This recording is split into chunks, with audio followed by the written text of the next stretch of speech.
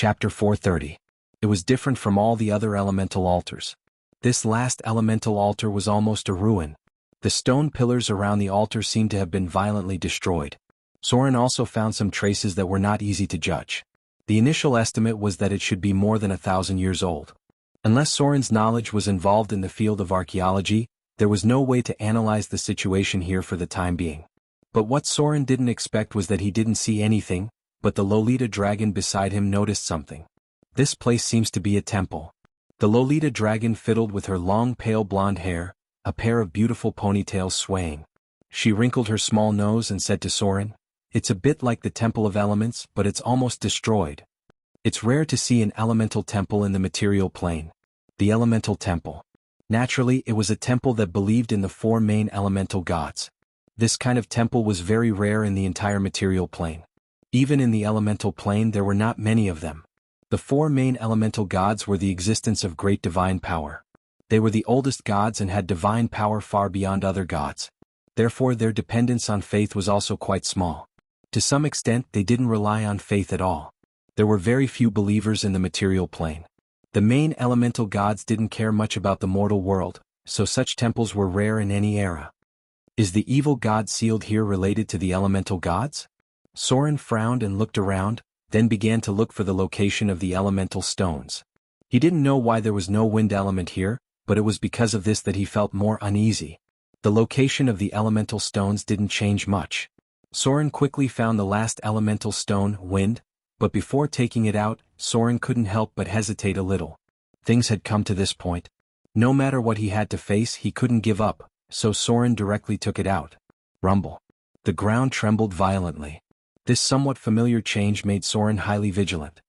He said to the Lolita dragon next to him, "Be careful. Something powerful may appear later."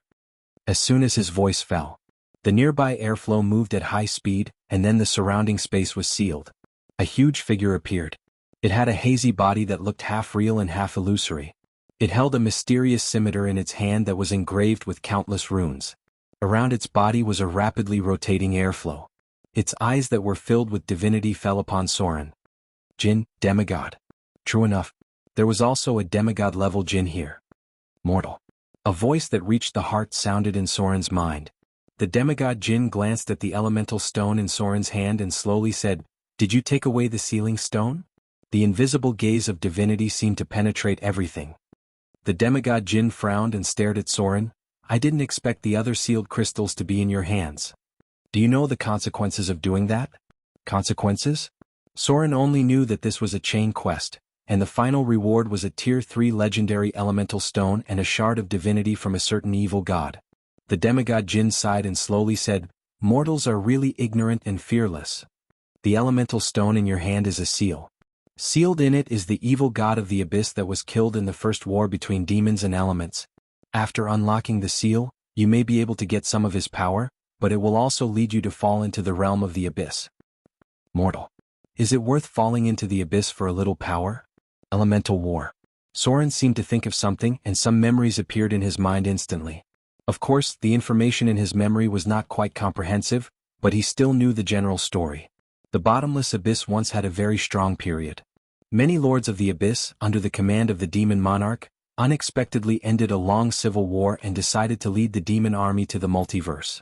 At that time, they naively thought that they could unify the whole universe. Unfortunately, they were defeated in just the first battle. The demon army encountered the elemental legion, and their behavior angered the oldest wind elemental god. The main god of the wind elemental system woke up countless sleeping demigod jinns, and then beat the demon army back to the bottomless abyss. This was the only recorded battle record of the four elemental gods. In the long history of the multiverse, there seemed to be no other records that clearly recorded the four elemental gods fighting. No matter how the times changed, the elemental gods seemed to have always been indifferent. Or they didn't care about these things at all. Even in the upcoming Avatar crisis, the four elemental gods were the least affected, because they didn't need any power of faith at all, and they didn't rely too much on the field of clergy. They themselves were one of the most powerful gods. Elements were the support of the whole world. No matter how the world changed, earth, water, wind, and fire would always exist. Even the battles between the gods rarely affected them. There was a passage that recorded the wind elemental god, Arcady, Arcady is one of the 4 elemental gods. She seems to be above time and has not changed in the long history. She has a little contact with other gods related to the wind elemental, such as Airdryphenia, guardian goddess of the winged elves, and Shondakal, god of travel and exploration, but their relationship is not very close. The wind elemental goddess seems to have always been indifferent to everything. Occasionally she will respond to the prayers of her believers when she is bored. But in fact, this is just a pastime for her when she is bored, because she doesn't need believers to provide her with power. The only battle record of this goddess was when she led the wind elemental army to drive the demon army back to the bottomless abyss in the very ancient era. Since then she seems to have been wandering in the long river of time. In the face of the demigod Jin's questioning, the figure of Vivian appeared in Soren's mind. His expression unexpectedly became very calm, and his eyes met the eyes of the demigod Jin, and he slowly said, "It's worth it. Maybe that's where I should go. I don't believe in fate, but I know that I am destined to go to the bottomless abyss." There was no way out. If he wanted to completely eliminate the hidden dangers of Vivian, then Soren was destined to go to the bottomless abyss. Only by entering the bottomless abyss could he truly eliminate the remaining divinity of the Dread Lord. Otherwise it would always be a ticking time bomb. Soren absolutely did not want to see Vivian's body torn apart one day, and finally, a resurrected Dread Lord would walk out of her corpse. The god of tyranny was resurrected in this way. His descendants didn't react until the moment of their death. Their souls, divinity, and power were all swallowed by the god of tyranny. The only body left was also turned into the last prop for his resurrection. This was something that Soren absolutely could not see. For Vivian he could even give up his own life. What was the point of falling into the bottomless abyss? The demigod Jin was silent. Soren's determined eyes seemed to contain some kind of power, and this strong belief made it silent. Finally the demigod Jin slowly said, "Mortal. Since you have made your decision, then get ready for the final challenge.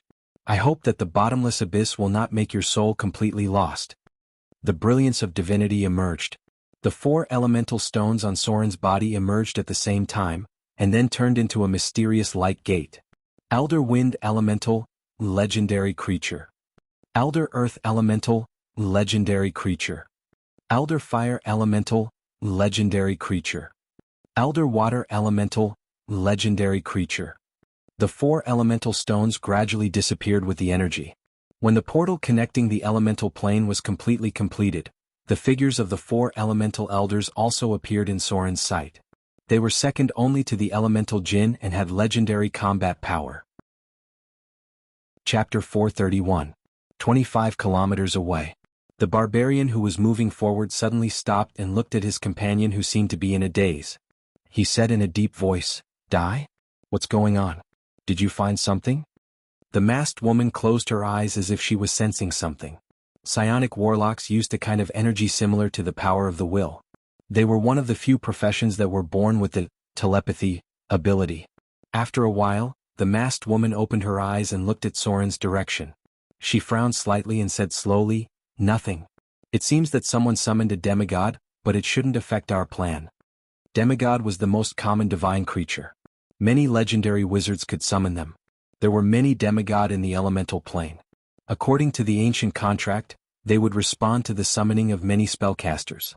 The more famous Limited Wish and Wish were to summon an elemental Jin. Wind elementals were the most likely to respond to such spells.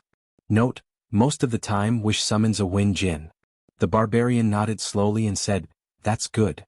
The two of them continued to walk forward. Soon, a very open area appeared in front of them. Unlike other places, the plants here were very lush. There were many natural stalactites around, and they could faintly hear the sound of underground spring water. When the two figures appeared in this open area, some large monsters also appeared. It was a group of hook horrors that occupied this area.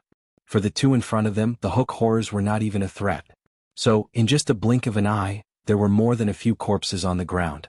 "This is the place." The masked woman stopped in the middle and said slowly, "This is the best place calculated by Thaling number 5. We will ambush the Queen of Spiders here." The barbarian looked around and said, "Understood." Immediately he took out some strange silver-white metal and left a special mark in a hidden corner. This was the rune of a spell. Under normal circumstances, the barbarian who had more muscles than brains would not be able to grasp it. The fact that the barbarian in front of her could do this meant that he might have a part-time job, or he might have good knowledge.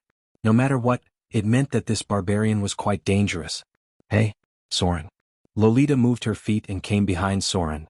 The two of them stood back to back, surrounded by the four summoned elemental elders. The little Loli's expression was a little worried, but there was also a trace of excitement in her eyes. She whispered, "Didn't you say that we just need to fight the small monsters? How could he summon such a powerful thing all of a sudden?" Four legendary elemental life forms. Even a powerful giant dragon would feel the same pressure, especially when the terrain of the Underdark made it difficult for her to use her full strength. Even if she could not defeat him, she could not transform into a giant dragon and fly away from the battle. It was just an accident. Soren's expression was quite serious. He looked at the demigod Jin in front of him. After making sure that the other party didn't intend to do it himself, he couldn't help but calm down a little. If the demigod Jin also joined the battle, then their chances of winning would be very low. However, facing four legendary elemental life forms at the same time, Soren also felt a lot of pressure in his heart. Back then, the other adventurers completed this mission by piling up human lives, crippling a total of 5 groups. Now, although Soren was stronger, his chances of winning alone were not very high. The only advantage he had was that he had coaxed a giant dragon to help him. Although he didn't know the specific strength of the little lowly dragon, she should be able to share a lot of the pressure. The little lowly's face seemed to be a little eager to try. The current situation made her feel like she was the protagonist of a legendary story. The great brass dragon princess and her little followers triggered a legendary seal, and then 4 powerful elemental elders appeared. Finally, after a difficult battle, Her Royal Highness and her little followers won the battle. Yes. That's how the story should be. The little lowly's mind was in a mess, but her battle intuition was very sharp. She whispered, "You deal with the Earth Elemental Elder and the Fire Elemental Elder. Leave the other 2 to me." The talent of a giant dragon was very amazing. With just a glance, the little lowly judged the best battle allocation. Soren had very high dexterity, so it was easier to deal with the Earth Elemental Elder. At the same time, the legendary curved sword in his hand was not ordinary at all. It exuded a cold aura, and it was twice the result with half the effort to deal with the Fire Elemental Elder. As for the other 2 Elemental Elders, especially the Wind Elemental Elder, which was the most difficult to deal with, naturally, it would be left to the story's protagonist, the Great Brass Dragon Princess, to deal with it. Right? Soren hesitated a little when he heard this and then whispered, "Understood. Be careful." Boom. As the portal connecting to the elemental plane gradually disappeared, the 4 elemental elders also launched their attacks at the same time. The first to attack was the slowest Earth Elemental Elder. It waved its huge fist and directly smashed the ground in front of it. With a loud bang, a sharp stone pillar pierced out of the ground, and then instantly separated Soren and the little lowly dragon who were standing back to back. Not good. The wisdom of these elemental elders was not low. Elementals were not the same as other life forms. Many low-level elementals may not even have their own consciousness. However, the elemental elders in front of them were obviously different. As soon as the battle broke out, they cut off the battle formation of Soren and the little lowly dragon, directly separating them so that they could not support each other at any time. The second to attack was the Wind Elemental Elder. With the whistling wind sweeping past, the figure of the Wind Elemental Elder rushed directly over. "Soren, the other 2 are yours." There was a faint light in the little lowly dragon's eyes. Her petite body flew up directly, and she raised her hand and pointed at the Elder Water Elemental in front of her. Maze. A distorted space appeared. The figure of the Elder Water Elemental disappeared in an instant, and it had been sent into a different dimension maze. At this time, the little lowly dragon turned her eyes to the Wind Elemental in front of her. The 4 elemental planes of earth, water, wind, and fire seemed to be similar, but in fact, the strongest combat power had always been considered to be the Wind Elemental plane because they had defeated powerful abyss demons. From the perspective of combat power, the Wind Elemental was quite amazing both in terms of speed and lethality. What was even more frightening was that the Wind Elemental Elder generally had very powerful lightning-type spells. The Lord of Storms. He was a powerful god in the material plane, and also a terrifying existence that could control lightning and storms. The Wind Elemental realm could easily extend the power of lightning. Crackling lightning appeared. There was a jumping electric current in the body of the Wind Elemental Lord, accompanied by the whistling wind. A jumping lightning swept out directly. It turned out that the little lowly's judgment was correct. With her magic resistance, she had a more obvious advantage against lightning attacks. Soren, on the other hand, was in a very passive situation when he was being electrocuted. Evade sight. Shadow leap. Facing the three elemental elders who surrounded him, Soren's figure disappeared in an instant. Bad guy. The little lowly dragon's petite body suddenly stiffened, and she could not help but feel a little nervous because Soren was a legendary rogue. If he wanted to sneak away, these elemental elders would not be able to stop him. But if she stayed here, it would be a tragedy. Being besieged by three elemental elders at the same time was not a joke. Just at the moment when Soren's figure disappeared, the pressure she was under suddenly increased. She could not help but bite her pink lips and murmured, "I hope this guy won't leave me behind and run away." Flame, earth, wind. Although she temporarily trapped the water elemental elder with maze, when facing three legendary powers at the same time, the little lowly's forehead could not help but sweat. "Why don't you do it?" The little lowly dragon bit her lip with her white teeth and took a step back. She murmured, "How can I fight this bastard? I'm a girl. He actually used me as a meat shield. Shameless. Dirty." Chapter 432. From a tactical point of view. Soren's behavior was obviously correct, because in his view, although the Lolita dragon next to him looked like a little girl, her body was still a powerful dragon after all. As everyone knew, dragons had always been very resistant to beatings. So after Soren's figure disappeared, he began to look for a suitable entry point for the battle. The best entry point was naturally when the three elemental elders attacked the Lolita dragon at the same time. However, he obviously forgot to consider the feelings of the little lowly. In the lowly dragon's heart, she had already cursed Soren 10,000 times. She even cursed Soren with the words F***ck your mother. The three elemental elders put a lot of pressure on her. No matter how strong the dragon's talent was, she was still a dragon who had just reached adulthood. Moreover, the battle of the legendary level formed a suppression of numbers, so no matter how strong her strength was, it would be reduced. Rumble. It was only the first round of attacks, but the little Lolita's situation was not very good. Flames, lightning, rocks. The three elemental elders directly blocked her ability to fight back, and directly covered her with a powerful firepower net, forcing her to use blink to escape. Soren. The little lowly's face was covered in dirt as she retreated at high speed. Her cute little face had a look of gnashing her teeth, and even a little bit of a sob could be heard. Of course, she would never admit this even if she was beaten to death. The first round of attacks finally ended. Even if the little Lolita had an instantaneous teleportation spell, she still suffered a few hits. But at this time, Soren's figure also appeared from the distorted shadows. The legendary curved sword Icing Death emitted a strange silver-white streamer, and the temperature of the blade had dropped below zero. With a flash of cold light, Soren instantly cut into the battlefield and slashed at the fire elemental elder in front of him. With the experience of dealing with the Baylor last time, the fire elemental elder should be the easiest enemy for him to deal with. Scorching flames raged out. But for Soren, who had the curved sword Icing Death, these flames were no threat at all. It was also a legendary creature, but the combat power of the elder fire elemental was much lower than that of the Baylor. These scorching flames were instantly extinguished by the curved sword Icing Death. At the same time, the cold characteristics directly caused great damage to the elder fire elemental. With just one slash, Soren had heavily injured the elder fire elemental. The dark energy of Shadow Strike combined with the cold energy of the legendary curved sword Icing Death caused hundreds of damage to the elder fire elemental in an instant. Sword form, spinning strike. Soren knew that the outcome of a legendary level battle could be decided in an instant. Therefore, he did not hesitate to follow up with another attack even though the elder fire elemental was heavily injured. Risking being hit by the elder earth elemental, Soren once again swung his sword at the enemy in front of him. Bang! Soren's body was sent flying, and he spat out a mouthful of blood in midair. The terrible force made his sternum cave in, and he even hit the wall behind him directly, leaving a faint trace. However, Soren's result at the cost of being hit head-on was also quite brilliant. The elder fire elemental was only able to withstand less than one round of attacks from Soren, and it was already in a state of near death.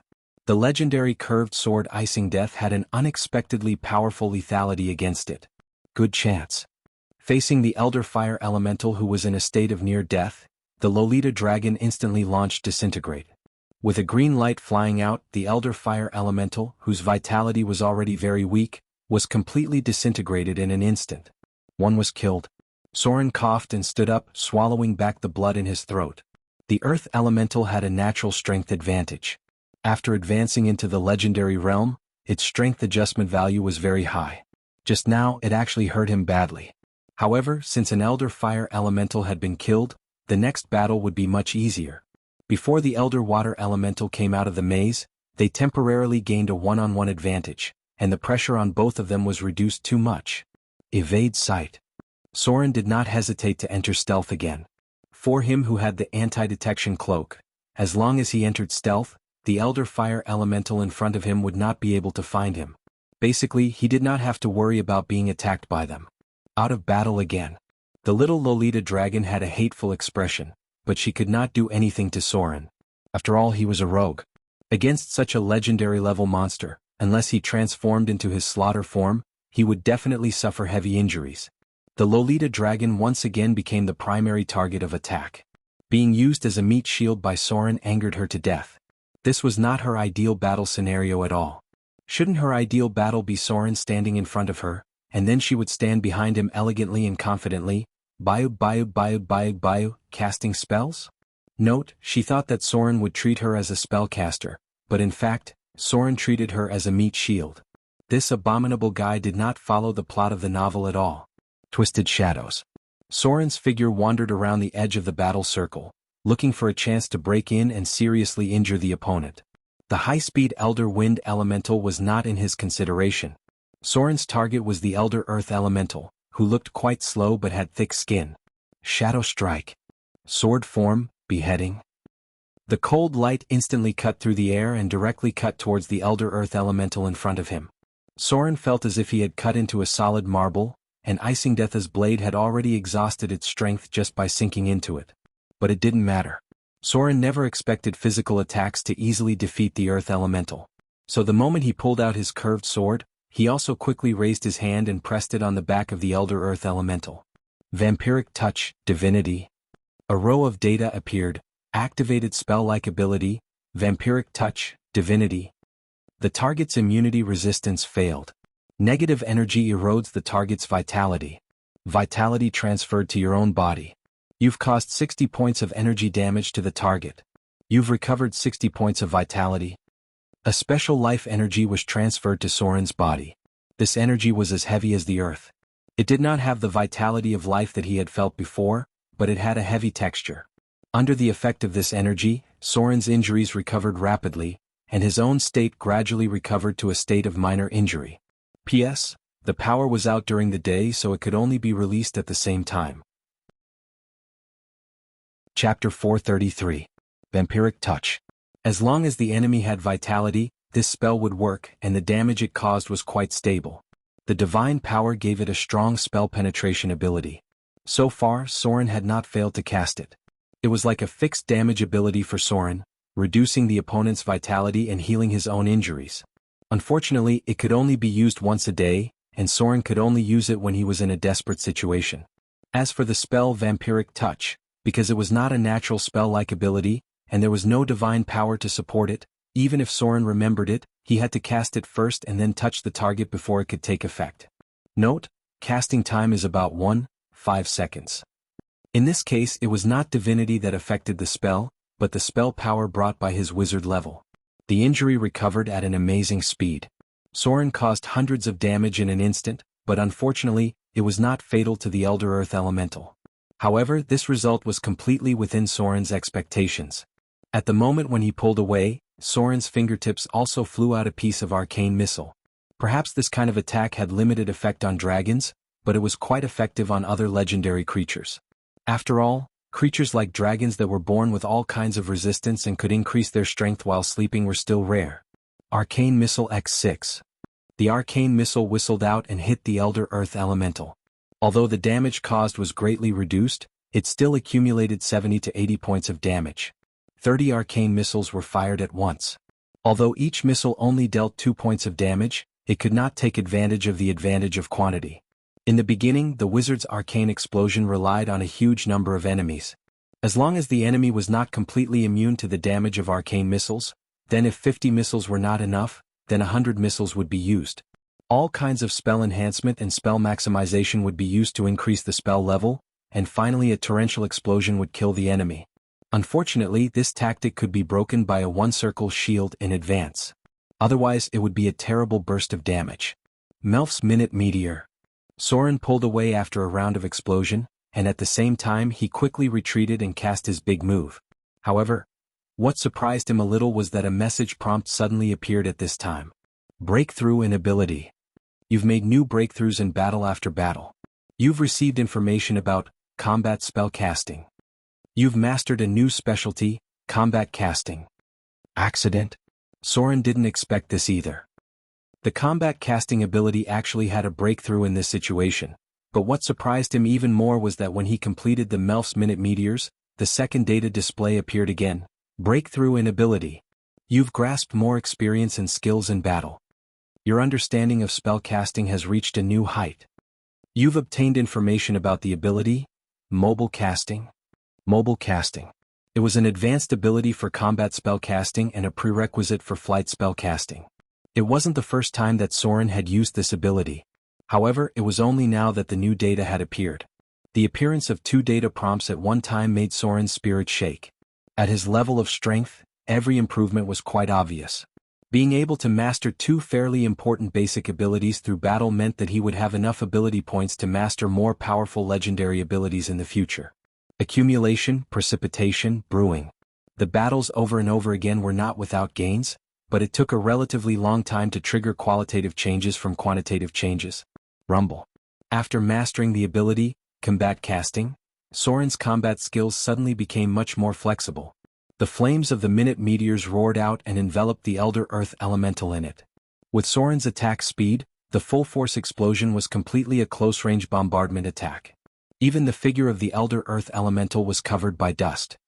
Why do I feel that this guy is getting more and more powerful? Lolita Dragon couldn't help but look at Soren, and a hint of surprise appeared in her eyes. She murmured, "This guy is really a freak." Dragon wing form. Little Lolita took a deep breath, and a pair of huge brass dragon wings instantly opened on her back. Her figure rose into the air and chased after the Elder Wind Elemental in front of her. Since Soren could suppress the Elder Earth Elemental, she must contain the most difficult Elder Wind Elemental. Blasphemy Pain. As soon as the bombardment of Melf's Minute Meteors ended, Soren launched the ability, Blasphemy, that he had recently mastered. This was a spell-like ability that was effective against any enemy, a power that directly acted on the soul and spirit. A power that came from the realm of the gods. The great pain directly acted on the spirit of the Elder Earth Elemental, which made it tremble all over. Shadow Jump. Soren's figure disappeared into the darkness, and the surrounding space began to distort. A gray color covered everything. His figure shuttled through the shadow plane, and the cold light directly penetrated the body of the Elder Earth Elemental. Bang! The heavy body fell to the ground. A row of data appeared in front of Soren's eyes. Killed Elder Earth Elemental. Extracting target's soul energy. You've gained 48,000 slaughter EXP. The Elder Earth Elemental died. The difficulty of the battle was reduced a lot. Soren took a little breath and began to target the most difficult Elder Wind Elemental. However, it seemed that he didn't need to do anything. Little Lolita had no problem fighting an Elder Earth Elemental alone. In that case, Soren was calm. He went back into the shadows and began to look for the last chance to finish off the Elder Earth Elemental. There was never enough slaughter EXP. It was easier to find opportunities to cut in outside the battle. An Elder Earth Elemental had close to 50,000 slaughter EXP, which was a big source of income for Soren. If it was up to him to kill these 4 Elder's Earth Elemental alone, it would probably be enough to raise a wizard level. Unfortunately, it was not a wise choice to fight alone. He had no confidence at all if he didn't transform into slaughter form. Even if he transformed, he only had a 50 to 60% chance. The battle was still going on. As soon as little Lolita saw Soren's figure disappear again, she was furious. In this case, he didn't hurry over to help. He didn't even know where to go. She really wanted to bite him to death. Dragon's Breath. Facing the Elder Wind Elemental who moved at high speed, little Lolita couldn't help but take a deep breath. Her small chest became bulging, and then a scorching flame swept out. The Dragon's Breath attack was very lethal. At the same time, at the moment when the Dragon's Breath was over, Soren's figure also reappeared. With a cold light, The Elder Wind Elemental ended in his hands. The 3 Elders Earth Elemental were dead. The last Elder Water Elemental was not challenging at all. The effect of Maze seemed to still be there, and the Elder Water Elemental had not appeared yet. Little Lolita waved her hand gently. It seemed to be some kind of special spell, and then the figure of the Elder Water Elemental appeared. Umph. Little Lolita glared at Soren angrily and stood aside with her arms crossed. It seemed that she had no intention of helping at all. This guy is too shameless. I'll just let him deal with the last Elder Water Elemental by himself. I'm so angry. There was almost no difficulty in fighting an Elder Water Elemental alone. Soren's next battle was very easy. But as the battle ended, little Lolita finally made a move. She bit Soren. The little Loli, who had been holding her breath for a long time, finally took a bite on Soren's arm after defeating all the enemies, leaving a row of clear and neat teeth marks. Then she lifted her leg and kicked twice as if to vent her anger. Finally, she glared at Soren hatefully as if she wanted to take another bite.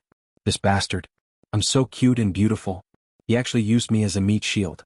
On an open flat ground. The monk sat cross-legged on a towering stone pillar. He seemed to be resting with his eyes closed, but his spirit was always paying attention to the surrounding environment. At this moment he suddenly opened his eyes, and a threatening light flashed in his eyes. The voice of the rogue sounded in his mind. The target has appeared. The target has appeared. The bait has entered the predetermined range. The prey has appeared. Everyone get ready for battle. A fierce aura instantly shrouded the surroundings. The monk stood up at once. He looked a little nervous. He couldn't help but take a deep breath and said, "The monk is on standby, ready to enter the battle at any time."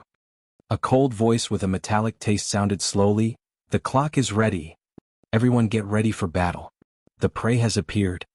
The monk is on standby. After the battle begins, immediately clear the targets near the prey."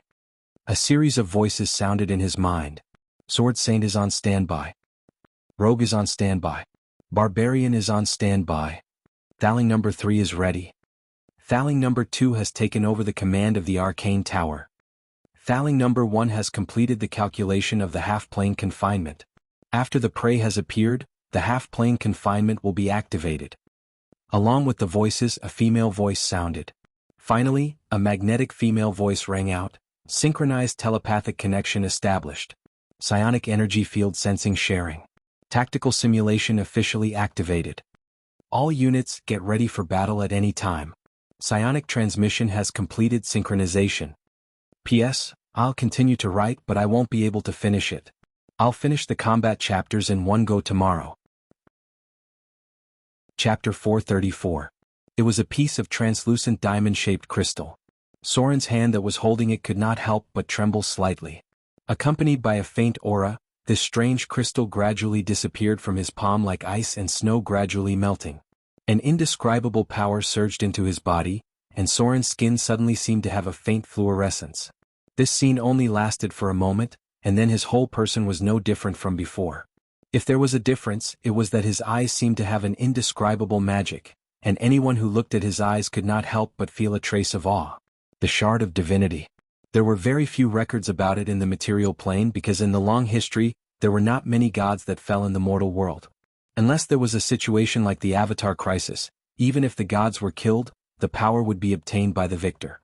The only record of the Shard of Divinity in the mortal world was Tears of Baal, a special shard of divinity condensed by the son of God of Massacre. It not only contained the power of the God of Massacre, but also the divinity of the God of Massacre. Tears of Baal only appeared for a short time in history. Since then, there were basically no other records related to the Shard of Divinity. A row of data appeared in front of his eyes, absorbing the Shard of Divinity. Divine Power Conversion. Fusing with the Shard of Divinity. Unknown residual consciousness found. Force test of will triggered. Test of will passed. Unknown residual consciousness completely wiped out. Successfully absorbed the Shard of Divinity. You have gained 3 Shard of Divinity. Insufficient Shard of Divinity. You have no divine position. Unable to convert divine power. The minimum requirement for converting divine power is minor Shard of Divinity. Divine power activated. Shard of Divinity activated. Divinity domain mutation triggered. You begin to transform into a demigod form. You are constructing your own laws. You are constructing your own domain. You have gained a new characteristic, demigod. You are immune to the legendary spell, time stop. Dense amounts of data appeared. A large amount of data appeared in front of Soren's eyes. Just like when he first woke up, he even felt a little dizzy. Somehow he seemed to have sensed a change. This change did not just come from his body, but was also related to these data streams. The power of divinity seemed to have seeped into it, and it was undergoing some kind of slow change that he could not understand. This change couldn't be described with words, but Soren could feel it and realize how shocking it was. This reminded him of the first adventurer who ascended to godhood. Gods. Their existence wasn't that simple. As high and mighty gods, although they had great power, they also had many things to do. One of the things that occupied most of their time was to answer the prayers of all the believers, and then to bestow divine spells upon the priests.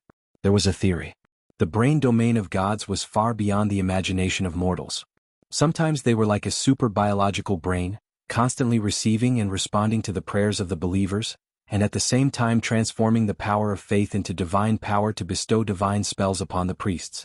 This was quite a complicated process, so some gods gave up their clergy, and even like the four main elemental gods, they didn't develop many believers at all. Under normal circumstances, unless the gods had fallen, they needed to respond to the prayers of all the priests who believed in them every day, and transform the power of faith to bestow divine spells upon them. There was an adventurer who ascended to godhood. He had gained great power, but he also encountered a problem. The adventurer had to adapt to the prayers of the believers, and then slowly respond to the divine spells they bestowed upon him. This process took him a long time to adjust. Therefore, in addition to the original hero template with a total natural attribute of more than 90 points, there was also a divine template that was obtained after ascending to godhood. The existence of the divine template was to deal with the prayers of the believers. Soren had a special feeling, that was, the flow of data in his body seemed to be changing in this direction under the power of divinity and divinity. The jumping data in front of him seemed to be filled with some kind of power, and it made him feel a slight electric current in his brain. He still couldn't describe it in words, but he knew that some changes were going on. At this time, Soren's data was very different from the past. Name: Soren, demigod. Race: half-elf, son of slaughter. Attributes: strength 19 plus 7, giant strength plus 6, dexterity 27 plus 2, constitution 22 plus 1, intelligence 22 plus 2, wisdom 16 plus 1, charm 19 plus 3, most sorrow plus 2, alignment: lawful evil profession, level 10 commoner, level 7 thief, 03065000, level 8 shadow dancer, 0375000, level 10 wizard, 01485000, grade 5, health points, 272345, sturdy, experience points, 135075, slaughter exp, 1545, profession exp, unassigned skill points, none attribute points, none legend level, 42 divinity points, 16, minor divinity, requires 30 points to upgrade, minor divinity. Divinity points, 3, requires 10 points to upgrade, minor divinity. Status: normal basic skills, sneak 285, literacy 280, steal 85, pick lock 9, trap 85, focus 75, negotiate 105, appraise 65, deceive 60, intimidation 145, taunt 30, act 35, listen 55, dodge 145, parry 75, block 60, heal 85, search 55, detect 70, copy scroll 50, spell identification 45, survival 80, use magic device 55, cooking 40, alchemy 30. Legendary skills: omnipotent hands, legendary evasion, legendary battle skills, epic dexterity special abilities, blessing of the misfortune goddess, blessing of the ocean goddess, dragon blood baptism LV2, heart of slaughter, slayer, death walker, ascetic, erudite, blasphemy, once per day, personal abilities, nimble left hand, eidetic memory, perseverance, encyclopedic knowledge, skilled spellcasting, reflex evasion, intuitive evasion, roll evasion, agile movement, evade sight, dark vision, combat. Spellcasting, spell control, empower spell, maximize spell, minor spell resistance, minor cold resistance, medium fire resistance, minor poison resistance, minor electric resistance, greater dual wielding, sturdy, regeneration, intermediate, telepathy 10 feet. Profession abilities: shadow control, nimble mind, military weapon, proficiency, curved sword, legendary. Combat skills, summon shadow, shadow jump, 200 shadow strike, shadow jump, 2 times, fear gaze, divine, fear, divine, vampiric touch, divine, counterspell, sword form, heavy hack, sword form, horizontal slash, sword form, behead, sword form, waist chop, sword form, spinning strike. In a dark passage, a wretched figure was running for his life. His whole body seemed to be shrouded in shadows, and his appearance could not be seen clearly. Target has appeared. The prey is being attracted to the designated area. Everyone get ready for battle. The Queen of Spiders, Rose, has been spotted. The prey has been exposed. Psionic warlocks, get ready to mark the target. 10 kilometers away from the designated location. Other saints have been spotted approaching. The target is the god of vampires. Seems to be attracted by the bait as well. Recalculating the battle plan. Do you want to intercept the target? The god of vampires is closing the distance at high speed. The current distance is 8 kilometers. A series of telepathic communications echoed. Accompanied by a cold thawing voice, a metallic male voice sounded in the minds of the god slayers, saying slowly, "Cancel the interception plan. Let them and the bait leave. Our target is the Queen of Spiders. Wait for the prey to appear in the designated area." In an instant, Soren's body seemed to have been hit by an electric current. Just as he completed the fusion of the shard of divinity, he also seemed to have sensed that something was gradually approaching him. This was a feeling that belonged to the realm of the gods. Chapter 435. Soren's figure moved forward in the shadows. Behind him was the Lolita dragon, who was carefully lurking while casting greater invisibility. Although he knew that such a move was very dangerous, Soren still couldn't resist the curiosity in his heart and was ready to come over and check it out. This was the first special feeling he had after becoming a demigod. Although he had just advanced into the realm of demigod, did not master the special ability of damage immunity, and did not advance into the form of a saint, Soren had reached the realm of demigod after all. Although there was not much change in the data display, the hidden immunity of a demigod was still there. In fact, his actual combat power had increased by at least 30% because from now on, the probability of low-grade spells working on him was very low. In addition, there was the Cloak of Proof Against Detection, which was almost a divine artifact for rogues. In case of any special situation, Soren could easily escape the battle. In this regard, the Cloak of Proof Against Detection was tested by the Goddess of Magic, who was a greater divine power. Even the Goddess of Magic could not see the person wearing this equipment without using some special means. As for the Lolita dragon following behind, Soren really couldn't do anything about her. Logically speaking, it was best if she didn't follow him. This way Soren could stay and leave alone if he wanted to. But he couldn't resist the Lolita dragon's princess temper. If she insisted on following, Soren couldn't do anything about it. Moreover, she was more or less a legendary combat power. If the target of the sense was really the god of half-elves and rogues in Soren's memory, then she might really be able to help Soren a lot. As the two gradually moved forward, the vision ahead gradually widened, and the underground passage became an empty flat ground. There was a forest of stone pillars in front of them, and they couldn't see any further. Soren didn't dare to get too close. Just as Soren was about to tiptoe over to see the situation, a magnetic and flirtatious female voice sounded in his mind and slowly said, "So it's you, little guy. Stay where you are and don't move. This level of battle is not something you can get involved in. Be careful not to lose your life." He stiffened. Soren's body instantly froze on the spot. There was no one around him and no one could get close to him without him noticing. The voice was directly transmitted into his mind. Psionic Warlock. Soren immediately recalled the psionic force field he had sensed earlier. His instincts told him that this was a psionic warlock with a profession level of at least 30. This kind of existence was definitely something he could easily deal with. In fact, there was no such existence in the entire material plane. Psionic warlocks of this level could only be found in the astral plane.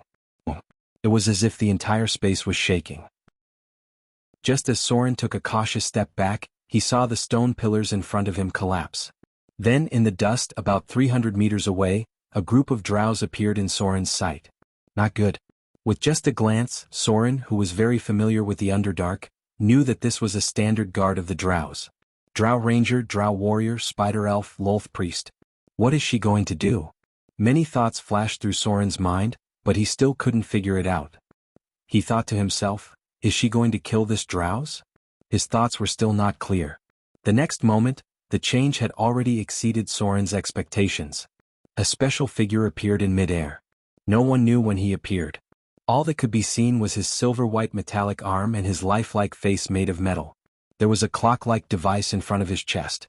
When the strange metal man pressed his hand on his chest, the clock on it stopped immediately. Time froze at this moment. Something unimaginable to Soren happened.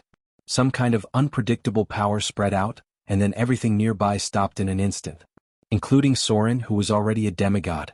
A row of data appeared, affected by the effect of clockwork nirvana. Demigod domain has failed. Time has stopped. Duration, 1 second. Clockwork nirvana. Clockwork nirvana's mechanical mirror. This information made Soren's heart tremble as if he had thought of something. However, what happened in the next moment left him with no time to think so much. Clockwork nirvana has been activated. Battle begins. Thaling number 1 has activated demi-plane imprisonment. All units get ready for battle. I don't have much time left. The silver-white figure floated in midair. As the clock on his chest stopped, the arcane light on his body gradually dimmed, as if he had lost some kind of powerful magic. Telepathy had been established. Synchronized telepathy had been transmitted to the minds of all the combat units nearby. A cold mechanical voice sounded. Thaling number 1 has taken over the control of the demi-plane. Activating demi-plane imprisonment. Synchronizing the material plane space. Activating spatial fold. Synchronizing the space of different dimensions. Demi-plane energy transmission. Locked onto the target space within 15 meters. Spider Queen, Lolth, has been discovered. Demi-plane imprisonment has been established. Warning. Warning. Unknown power has been activated. Target has activated celestial domain. Demi-plane energy is rapidly consumed. Current energy consumption is 1%. 2%. 3%. The time was synchronized within 1 second. The metal man's voice sounded almost at the same time, and he said slowly, demi-plane imprisonment has been established. We have less than 100 seconds left. Everyone get ready to fight at any time. The time was synchronized 1 second later. 25 kilometers away from the battlefield, the figure of the monk stood up. Thaling number 2 has taken over the teleportation authority of different dimensions. Space waymark locked. Psionic node locked. Extracting the energy of different dimensions. Activating dimensional portal number 1. Coordinates X87Y157. A dimensional portal opened. It was less than 3 meters away from the monk. His figure instantly bowed and leaped into the dimensional portal. The next moment he appeared in Soren's field of vision, just above the drow guards. Lunar shade style. The figure of the monk turned into a shadow and swooped down directly from the air. Sunflame style. As the golden palms slammed together, scorching flames and surging heat waves raged out. The huge impact swept everything within 30 meters and directly scattered the drow guards. However, among the figures that were sent flying, there was a strange figure that was frozen on the spot. The space around her body was distorted, as if it was imprisoning her on the spot. Shadowless kick. Whirlwind kick. Gale palm. Out of sight. The storm-like attacks raged out, but the target was not the figure imprisoned in place, but the other drows nearby. In an instant, with the figure imprisoned in place as the center, there was no one else within 20 meters. Pada. The figure of the monk landed and stood in place as if he was meditating. Bursting out so many killing moves in just 1 or 2 seconds, even the incarnation of a god would be a huge burden. The monk has completed the mission. The target's surroundings have been cleared. Barbarians prepare to relay. A cold voice sounded again, space waymark locked. Psionic node locked. Extracting the energy of another dimension. Opening the second dimensional portal. Coordinates X57Y127.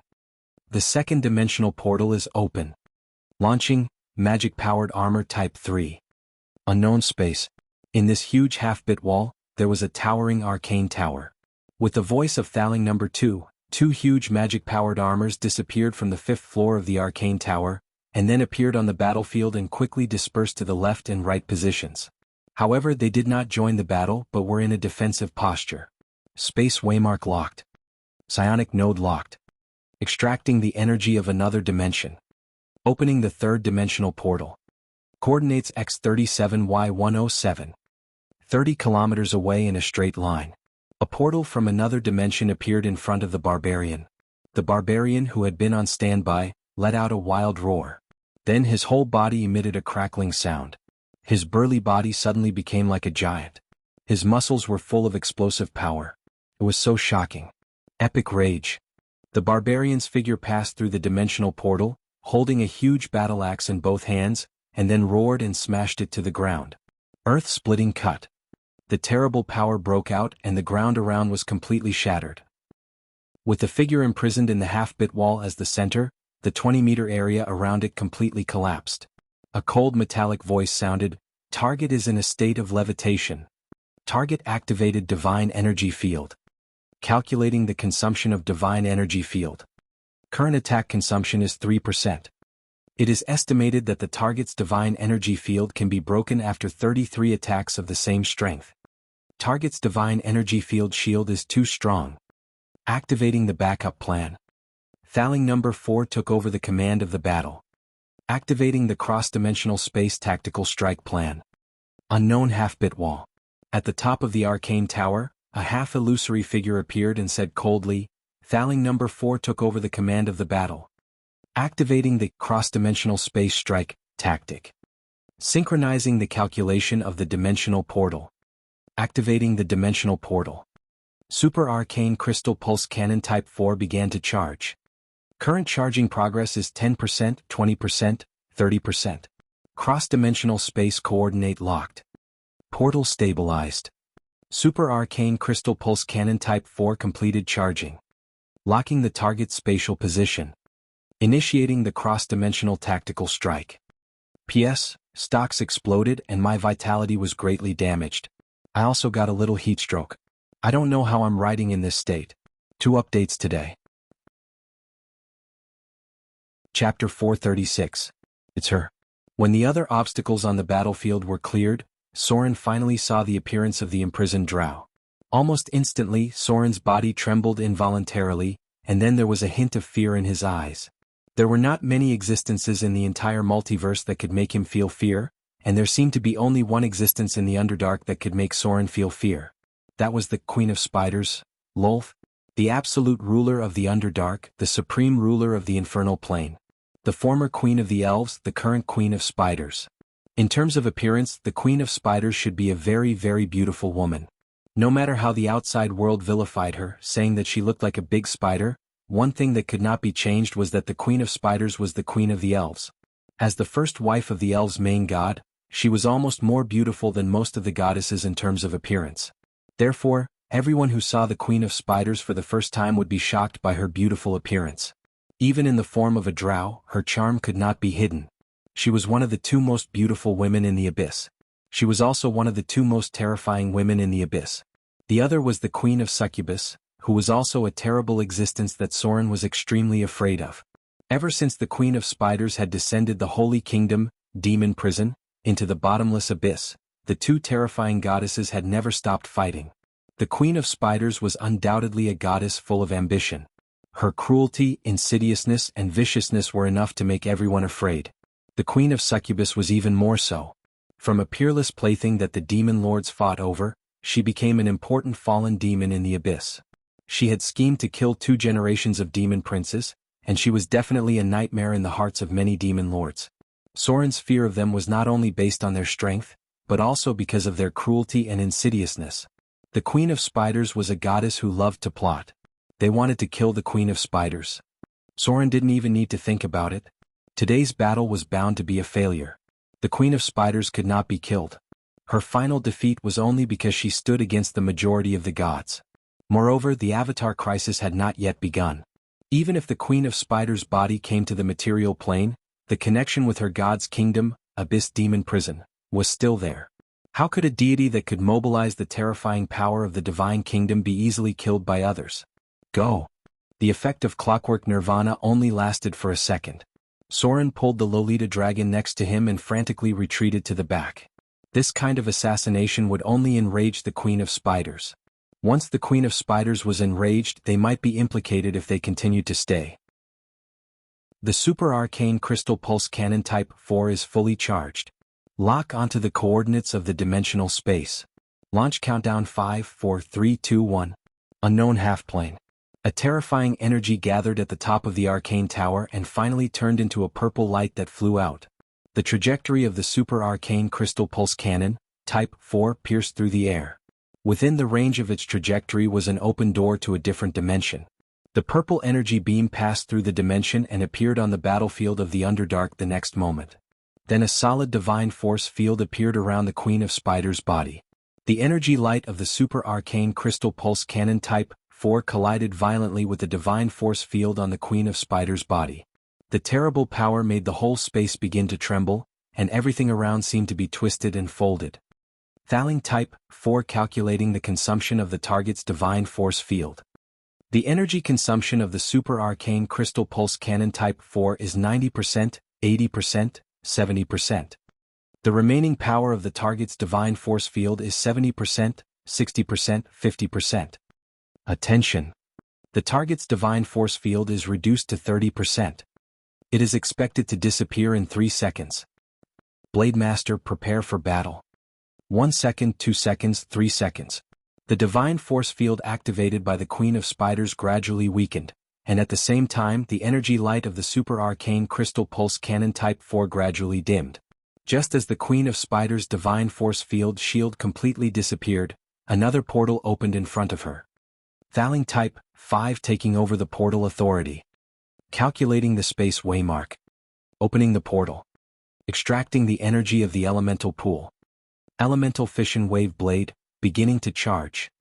The charging progress was Divine Artifact Level 1, Divine Artifact Level 2, Divine Artifact Level 3, Divine Artifact Level 4, Divine Artifact Level 5. The energy of the elemental pool is exhausted. Elemental Fission Wave Blade, charging complete. Time passed by minute. The Blade Master was already on standby tens of kilometers away. He held a strange sword hilt in his hand. There were countless runes engraved on it, and it had a special silver-white texture. There was no blade on the hilt, but in a strange light, a powerful energy was transmitted to the gem in the center of the hilt, and then a straight blade made entirely of energy appeared. The power of this strange energy blade was still increasing, and in the end even the surrounding light was bent, like a strange stream of light trembling slightly. Elemental Fission Wave Blade can last for 10 seconds. Blade Master. Whether this plan succeeds or not depends on you. A tired metallic voice sounded. The Blade Master's eyes burst out a threatening light, and then he turned into a stream of light and rushed into the portal in front of him. Blade Master. Among all the melee professions, he had the most powerful explosive power. No melee professions could have more explosive power than a Blade Master, and only they could easily break the energy shield of a spellcaster. No melee professions could compare with a Blade Master in terms of damage output. The legendary Blade Master was one of the few existences who had the ability to directly kill the incarnations of gods, although they were still so fragile after entering the realm of legends. Note: legendary Blade Masters still can't wear protective gear. A light flashed through the air. Aura Slash. Weakness Detection. The seemingly simple attack contained the most fatal blow. The figure of the Blade Master crossed the air in an instant, and the next moment, the strange energy blade had penetrated the body of the Queen of Spiders, directly through her heart, leaving a huge hole in her body. However, there was no blood in the wound because the scorching energy had evaporated everything. Success. There was a dead silence on the battlefield, and the Blade Master's attack was launched at the moment when the divine power field was broken. Did we succeed? A slightly hesitant voice sounded. All the people present were legendary professions, and they could feel whether the target was still alive or not. The target seemed to have been killed by them. But they couldn't believe that they had killed the legendary Queen of Spiders so easily. Even if they had planned for hundreds of years, in order to fully simulate the best sniping tactics of the Arcane Empire era, they even took the risk to enter the Clockwork Nirvana's mechanical mirror. But now that they seemed to have killed the target, everyone present still couldn't believe it. At this moment, a cold and urgent voice suddenly sounded. Unknown energy reaction. Unknown energy reaction. The target has an unknown high-energy reaction. The half-plane energy is rapidly consumed. The current remaining energy is 30%, 20%, 10%. The half-plane shackles have failed. An unknown plane eroding energy has appeared. An unknown mutation has occurred in the half-plane. An unknown dark energy is eroding the half-plane. The half-plane is in a state of collapse. Alert! Alert! The battle plan has failed. All units prepare to retreat. Time froze at this moment. The Queen of Spiders, who had already lost her life, suddenly opened her eyes. A terrible divine radiance appeared in her eyes. In just a moment, her broken body was quickly repaired. At the same time, 8 terrifying spider legs appeared behind her. An unknown energy reflection slowly emerged, and a space crack seemed to open behind the Queen of Spiders. In it, a black evil land could be seen. There were countless creatures on this land, but they were all terrible existences for mortals. Ah! A cold and cruel female voice sounded. The Queen of Spiders slowly opened her eyes, and a cruel smile appeared on the corner of her mouth. With a gentle wave of her hand, the surrounding space was distorted. The figure of the Orc Sword Saint was frozen in place, and the next moment he turned into thousands of neat pieces of meat scattered. She looked down at everyone on the battlefield and sneered, "So it's the remnants of the Arcane Empire. You don't even have a floating city? Are you planning to kill me with these pieces of scrap metal? You're too naive." Crack! The Queen of Spiders gently clenched her fists, and the 2 legendary magic power armors instantly turned into a large pile of scrap iron. An incomprehensible domain shrouded the nearby space. All the portals were closed in an instant, and the unknown domain energy eroded this material world as if it was isolated in another space. Ridiculous spatial skills. A mocking smile appeared on the Queen of Spiders' face, and she slowly said, "The only surprise is the clockwork nirvana. I thought all the time perceivers had fallen. I didn't expect there to be a fish that escaped the net. What a tenacious vitality. The gods don't want to see your existence, but you can appear again and again." The Queen of Spiders raised her hand gently, and the stiff body of the monk was immediately divided into 2 parts. The head fell to the ground, and then the headless body slowly fell to the ground. Lolth's face was full of mockery. Mortals are mortals after all. They can never understand the power of the gods. Time, space, matter, bitwall. As long as it is within the domain of the gods, the rules are completely set by us. Distorted space. The barbarian suddenly let out an incomparably mournful scream, and in the next moment, his burly body melted like a candle, gradually melting into a pool of horrifying flesh and blood. The Queen of Spiders waved her hand casually, as if she was wiping away inconspicuous dust. She cast her gaze to a location dozens of kilometers away. The next moment, the veiled psionic warlock trembled all over. Then her face turned pale and her breath became extremely weak. Her vitality gradually faded along with the power of a curse. The veiled woman's breath gradually faded, and her skin seemed to have lost its vitality. Her face was pale and her expression was blank and fearful. She desperately fled backward, but the once powerful woman was now as weak as an ordinary person. Annoying little fly. The Queen of Spiders let out a cold hum, and then her gaze seemed to penetrate the space and locked onto a certain position. Her figure gradually merged into the distorted space and she said playfully, "Found you. Lowly little mice. Wait for my arrival." The figure of the Queen of Spiders disappeared. But it was not over, and even the entire bottomless abyss shook because of it. The bottomless abyss. The abyss of demons. The divine realm of the Queen of Spiders, Lolth. Since the battle of the Queen of Spiders was promoted to the greater divine power realm, the Queen of Spiders Lolth had lowered her divine realm to a deeper realm. That was the bottomless abyss. The Queen of Spiders moved her divine realm to the bottomless abyss, and she became the most powerful evil god in the bottomless abyss, an outsider, a slaughterer, and a schemer. Her arrival made the entire bottomless abyss tremble. Countless abyssal demons felt afraid and uneasy, but there was nothing they could do. Because absolute power was enough to change the rules, no one wanted to see the arrival of the Queen of Spiders, but no one could expel her. Because she was the Queen of Spiders Lolth, the bottomless abyss. With a huge amount of divine power, the divine realm of the abyss of demons, which had descended into the bottomless abyss, began to move little by little. The huge vibration caused by the movement of the plane directly transmitted the energy to every corner of the bottomless abyss, and countless abyssal demons looked at the location of this space. At the same time, inside an incomparably splendid palace, the lazy figure of the succubus queen was lying on a luxurious throne. Her eyes suddenly turned to a certain space, and her expression seemed to change slightly. She murmured, "What is the bitch of the Queen of Spiders going to do?" She actually moved her divine realm at this time. Could it be that she was in some kind of trouble? Hee hee. Maybe I should leave her a surprise at this time? P.S. 2 in 1 chapter. I finished this paragraph in one breath. Continue to work hard tomorrow. Chapter 437. An indescribable force burst out from behind him. Soren's face changed in an instant. He picked up the Lolita dragon beside him and immediately activated haste. His whole body flew away like a shadow. As one of the few top rogues in the Underdark who had seen the body of the Queen of Spiders, Soren had received many missions when he was among the drows. Perhaps because the reputation accumulated from the missions was too high, Soren's name gradually reached the ears of the Queen of Spiders at that time, and she forced him to accept a difficult mission. Is that the Queen of Spiders? The expression on the Lolita dragon's face was also a little panicked.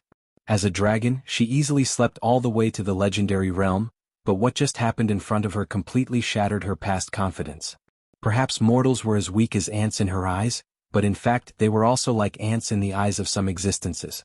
Soren nodded slowly. Then a familiar force emerged, and suddenly he recalled the memory of several times when he met the Queen of Spiders. Life and death. Shard of divinity. Death's hand. Godhood of assassination. As a top rogue who had faced the incarnations of the gods several times, Soren knew the terrible power of the old gods too well. Compared with a terrible existence like the Queen of Spiders, legends were just as insignificant as a speck of dust. There were many records about the fall of the Arcane Empire, but in fact, there had always been a conspiracy theory that the fall of the Arcane Empire was because they threatened the rule of the gods. The power of the great arcanists was too strong, and the field of their research also involved the realm of the gods, so they fell overnight for some reason. During the period of the Arcane Empire, its influence spread throughout the multiverse, and there were millions of legendary professions inside. Conspiracy theorists believed that no one except the gods could eliminate so many legendary professions in one breath. Gods. The field that Soren was exploring little by little was also a field beyond the imagination of mortals. In theory, gods were invincible, or at least they could not be defeated by mortals because this was the rule set by the gods. Throughout history, the fall of the gods had always been due to internal strife. Examples of mortals killing gods could be counted on one hand. If it wasn't for the arrival of the Avatar crisis, a god with weak divine power could also kill a group of legendary professionals. Gods are almost invincible in their divine kingdoms. Within the domain of the gods, a single ability of form change, reality change, or size change, is enough to easily change your body into any form that they wish to see. For non-divine creatures, some gods who have mastered the divine domain of death, slaughter, and destruction can directly erase the life of the other party. Deities are immune to the majority of negative status effects, and they always take the maximum value of the immunity test. Only gods in the form of saints can be killed by mortals. The Rules of God Slaying, Volume 1, Chapter 3 by D.K. Dur. Far away from the battlefield. Just as the Queen of Spiders' figure disappeared, a blurry and distorted shadow quietly retreated. I failed. The power of the Queen of Spiders is too strong. We mistakenly estimated the power of the Queen of Spiders based on the strength of the god of half-elves and rogues. Even if we have increased the amount of power difference by nearly 100 times, the gap between the two sides is still too big. The battle plan failed, and only one member of the God Slayer tactical team survived. The coordinates of the half-bit wall seem to have been locked by the Queen of Spiders. Request support from the astral floating tower to retreat. I must return to the sigil and bring the news back to the Church of Non-Gods. The shadow quickly disappeared into the darkness. On the other side, Soren finally slowed down a little after putting enough distance between them. He looked at the Lolita dragon in front of him and said with a serious expression, "Things are a little beyond our expectations. If even the Queen of Spiders has appeared, then I'm afraid we can't stay in the Underdark for a while." The Avatar Crisis. The act of killing a god before the Avatar Crisis began would definitely arouse the anger of the Queen of Spiders. Soon, a terrible purge would spread to all parts of the Underdark. At least before the Avatar Crisis officially broke out, the Queen of Spiders would need to vent her anger. For now, although the gods had sensed something, none of them knew what was about to happen. Soren was probably the one who knew the content of the Avatar Crisis best. To some extent, this should be the only obvious advantage he had over many gods. No one knew when the Avatar crisis would break out, how strong the outbreak would be, and how large the scope of the impact would be. Even the gods who were resisting the chaotic energy could only vaguely guess the general direction. So during this period of time, there were actually a lot of tentative actions. Not only the gods were testing other gods, but other powerful organizations were also testing various targets. Everything that happened today. Soren had no impression of it in the past, which meant that it happened before other adventurers entered the Underdark.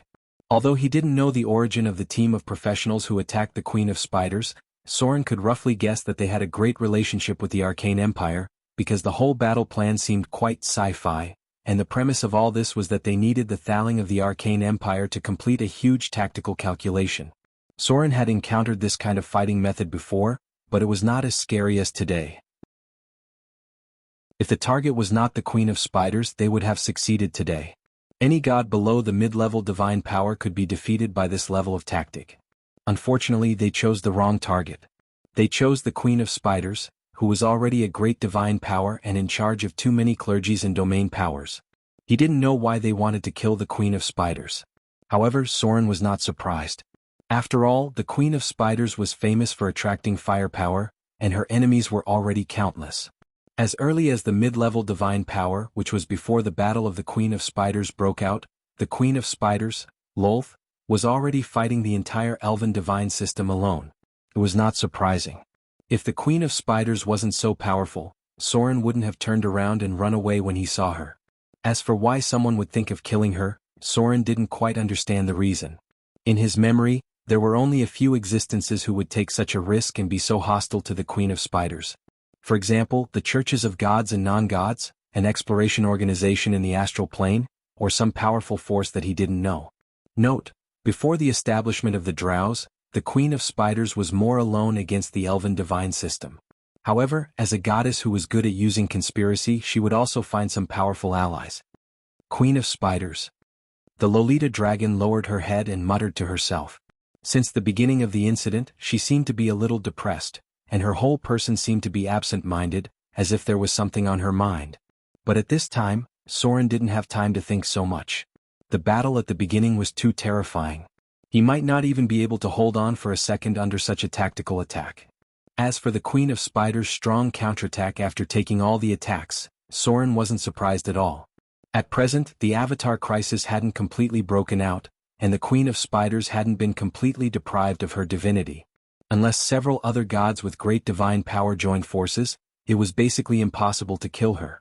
Many tactics seemed strong, but they were useless against some existences. For example, someone once wanted to kill the Queen of Succubus, who didn't seem to be very strong, but when they really wanted to do it, they found that they couldn't even pass through the aura of seductive beauty. In the end, the Queen of Succubus casually opened the domain of fallen desire, and the group of people began to play the shameful game that they would regard as a lifetime of shame. There was more light in front of them.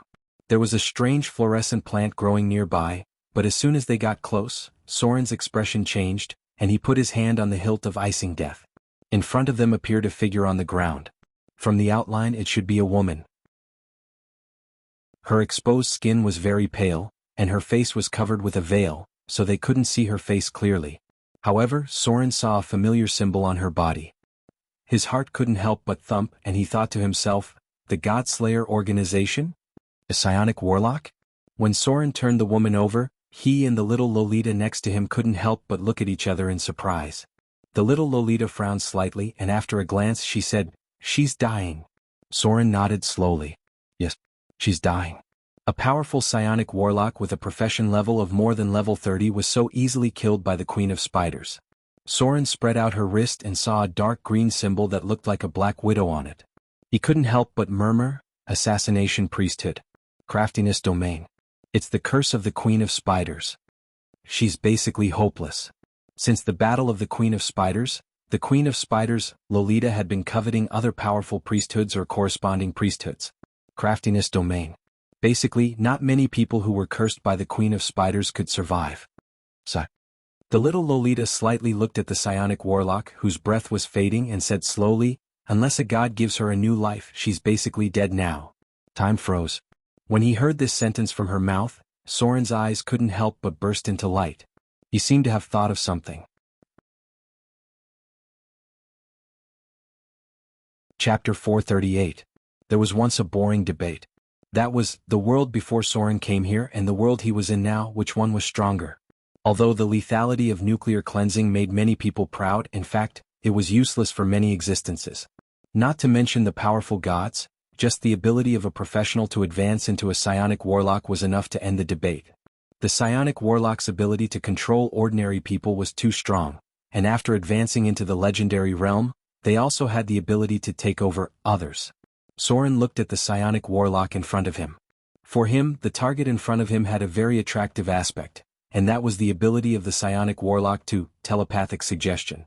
This ability didn't have much lethality, but it could affect the minds of ordinary people. It could be simply understood as the most powerful hypnotism. If it was performed by a legendary psionic warlock, then the range of coverage would be quite wide. The psionic warlock could control the minds of ordinary people and leave some hints in their hearts. This ability may not be very useful in other places, but if it was used in the direction of spreading faith and developing believers, then its effect would become quite amazing. The reason why Soren thought of this was that there was a professional who borrowed the ability of the psionic warlock. Although because of this move, the professional who advanced into the divine also fell into the evil camp, but it did not matter. He was originally a neutral existence, and falling into the evil camp only meant that he had more enemies. But relying on the control ability of the psionic warlock, the professional developed the divine church from nothing in a short time, and became an existence that could fight against the old divine church. This was the value of the psionic warlock. They could directly create the first batch of believers out of thin air. Soren had advanced into the demigod realm. To some extent he was already in a situation where there was no way out, and the threat of the demigod vampire was still there. Although he could temporarily hide in the outer islands with Vivian, they could still be found in the end. To fight against the gods they still needed the power of the gods. Even if Soren was confident that he could unite with Gloria to deal with the demigod vampire, with the addition of the divine church behind the other party, the chances of winning were quite low. The growth of the church was very fast. Soren could train a batch of pirates who were good at fighting, but the church could train even more powerful professionals. If he didn't speed up, the distance between them would only grow larger and larger. He had divinity. He also had a godhood. The only thing Soren lacked now was a divine domain that matched his abilities and identity. As long as he could obtain a divine domain that he could fuse with, he could slowly enter the realm of a true god. He possessed divine power, develop believers, to train priests. With these three conditions and with the population, resources and wealth of the outer islands as backing, Soren was 70% sure that even if the Avatar crisis came, he would be able to withstand it. As for Vivian's troubles, Soren, who stood at the height of a deity, would naturally have an easier time dealing with them. For example, how to completely erase the existence of the dread demon god. This point. Perhaps only a true god could do that. Soren stared at the psionic warlock in front of him. Her face was pale and her life force was almost depleted. This was the domain of the Queen of Spiders. Soren had seen such a terrible curse, which directly killed a drow matriarch who went against her will. Even in the internal struggles of the drows, if a family did something that angered the Queen of Spiders, then the Queen of Spiders might directly kill all the higher-ups of the family with craftiness, and finally send the spider elves to destroy the remaining members of the family. There were actually many families that were destroyed, but it was mainly concentrated in the period before the fall of the Dark Maiden. After the fall of the Dark Maiden, the Queen of Spiders had not carried out a bloody purge for a long time. There was only one way to save her. To fight against the curse of the Queen of Spiders, only the power of a deity could do it. Divine bestowal. This was the only way Soren could think of to save her. As for the requirement of divine bestowal, that was her attitude towards Soren. This was not a problem at all. The woman in front of him was a legendary psionic warlock. If she wanted to hypnotize herself to a certain extent, it would be a matter of a blink of an eye. The most important thing was what she was thinking in her heart. Was she going to die like this, or did she want Soren to save her? A deep breath.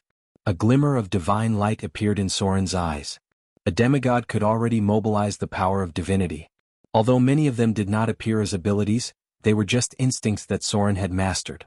For example, telepathy.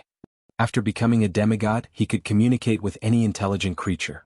Soren could directly use his divine power to convey his thoughts to the other party's mind. I can save you. Soren held the psionic warlock in front of him in his arms, looked directly into the other party's eyes with the brilliance of divinity, and conveyed his own consciousness into the other party's mind. he slowly said, "But the price is that you must become my believer. There are many things that I can't make clear now. The only promise I can give you is that you won't have a bad life in the future. Time is running out. Make your choice as soon as possible. If you delay for too long, I'm afraid I can't save you." Divine Bestowal. This was a very powerful ability, but the price paid was also quite serious. For example, the mutant killer whale that Soren's divinity bestowed was basically impossible to recover the lost divinity. As the price of absorbing divinity, the mutant killer whale's will and life were almost controlled by Soren. In theory, Soren could directly use the control of divine power to take away its life. The gods were the supreme beings. Even if the psionic warlock in front of him was a legendary class, once she chose to accept Soren's divine power, then her life was in the hands of Soren. There was no doubt about it. The gods controlling their believers was essentially no different from the demons controlling their followers. It was just that the demons' behavior was more arbitrary, evil, and cruel, while the gods were much more restrained, and there were many good gods who were very protective of their believers. Divine Bestowal was a brand on the soul level. As long as it was formed, it was difficult to get rid of it, unless there was something that involved a higher level than the gods. Life or death. This choice was not very difficult. However, as a powerful psionic warlock, maybe she would rather die than be controlled by Soren in the future. If this was the case, Soren could only kill her at the last moment. After all, sometimes he was really cold-blooded. Except for Vivian, Soren really did not care much. Maybe now there was also Gloria. 1 second was as long as a day. There was not much time left for the psionic warlock in front of him, so when Soren received her reply, he immediately pressed his palm on her forehead. Divine Bestowal. A strange divine radiance appeared. The divine power in Soren's body gradually passed to the psionic warlock in front of him. Under the light of divinity, her whole body was covered with a layer of strange gray energy. This was the Queen of Spiders' arcane field, and it was also a special field of the gods. 1 point of divinity. 2 points of divinity. 3 points of divinity. The divinity in Soren's body was slowly decreasing. As the divinity was injected little by little, the strange gray energy in the psionic warlock's body became thinner and thinner. Instead, it was replaced by the divine power transmitted by Soren. With the influx of divine power, Soren's ability to sense her became stronger. In the end, they even formed a telepathic communication between the two. This meant that the psionic warlock in front of him had opened her mind and began to rapidly change her attitude in the way of self-hypnosis, and finally integrated with the divine power transmitted by Soren. 5 points of divinity. When half of the strange gray energy was expelled, Soren decisively stopped the divine bestowal. He only had 11 points of divinity left. If this continued, he would fall from minor divinity. 5 points of divinity were enough to save the psionic warlock's life. As for the other half of the energy, he could only think about it later. The Queen of Spiders was powerful. But it was not that there were no gods who could fight against her. In essence, the curse was still the corrosive effect of negative energy. In the future, there would always be ways to eliminate it little by little. P.S. Status Adjustment Heartbreak. Chapter 439. As an author who often makes stupid mistakes, it's not easy to write a good book for you guys to read. Stupid Stupa. The Frost Kingdom Arendelle. The clouds of war had dispersed, and this rich and prosperous city had gradually regained its vitality. Although the legend of the pirate King Soren would still circulate in the taverns, making people constantly speculate about the relationship between the legendary pirate king and Princess Anna, people had gradually begun to get used to some changes in their lives. For example, there were some more chambers of commerce at the port recently, where they could buy a lot of specialties from the south of the continent, and occasionally some luxury goods from the east. Merchants were actively fighting for access to the southern sea route, although they had to pay a price to buy the passage issued by the pirate King Soren. But the rich profits were still enough to attract the attention of merchants. Recently, some people said that the legendary pirate king had built a sea kingdom. He ruled a large area of the sea and made his own rules in the sea. With more and more understanding of the southern coast, many merchants who went to the southern sea route for the first time agreed. Because only by buying the passage issued by the pirate king could they safely reach the south coast all the way.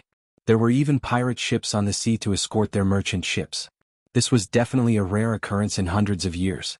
But without the passage issued by the pirate king, they could guarantee that the merchant ship would be on the sea route for at most a day or two, and then the whole ship would be washed clean with blood, and in the end, nothing would be left.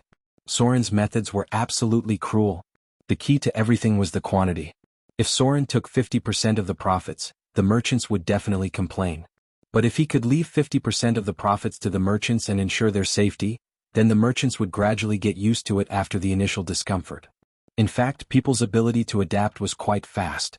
Recently, even merchants on other routes were preparing to get a passage, so that they could ask Soren's fleet to escort them until they left the territory of the Vrykul pirates. Recently, the Vrykul pirates were having a hard time. It was said that one or two very fierce and overbearing pirate leaders had come to the south coast, and their pirate minions were quite good at fighting. They even fought with the Vrykul pirates several times and still couldn't win. The rules on the sea were changing little by little, and those who could not adapt would be eliminated. Chaos was the real disaster. Order, even if it was evil, would bring prosperity. Soren's exploitation did not dampen the enthusiasm of the merchants. After careful calculation, the merchants who were chasing after profits were surprised to find that they still had considerable profits after obtaining the rights to the route, and their safety was also guaranteed. The war in the south was spreading little by little, but the Frost Kingdom was still relatively peaceful. Many goods sold well after being shipped there, especially food.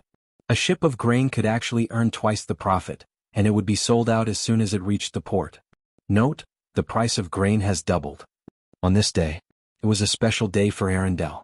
Because on this day, a blue door of light suddenly opened in the sky above Arendelle. Then, under the gaze of tens of thousands of people, the noble figure of Princess Royal appeared like a goddess. She stood in the air and looked down at the city in front of her. Her crystal blue dress fluttered in the wind, and the sun shone down from behind Princess Royal, making her look like a goddess in the dawn. All the people who saw the Princess Royal couldn't help but cheer. Many people gathered in the streets and knelt down humbly towards the figure of Princess Royal. In just a moment, the whole of Arendelle was boiling. When the figure of Princess Royal appeared, the country in this world of ice and snow seemed to be full of vitality in an instant. Her Majesty Princess Royal was finally back. Arendelle was safe. In the eyes of the people in this country, it seemed that as long as the Princess Royal was still there, they had nothing to worry about. She's finally back. The Princess Royal's figure stood in the sky. She gazed at the cheering and joyful subjects below, and then her line of sight fell on the back of the azure light gate. There was a strange silver-white flowing light, and it was as gorgeous as a spreading cloud. This was a certain place in the star boundary. Princess Royal let out a faint sigh, and then gently waved her hand. A long ladder made of ice and snow emerged under her feet. She descended from the sky and walked towards the palace step by step. The long ladder made of ice and snow gradually dissipated after she left. But with a little strange aura, the whole of Arendelle was falling with crystal snowflakes. Sister. Princess Anna's figure had been waiting in front of the palace for a long time.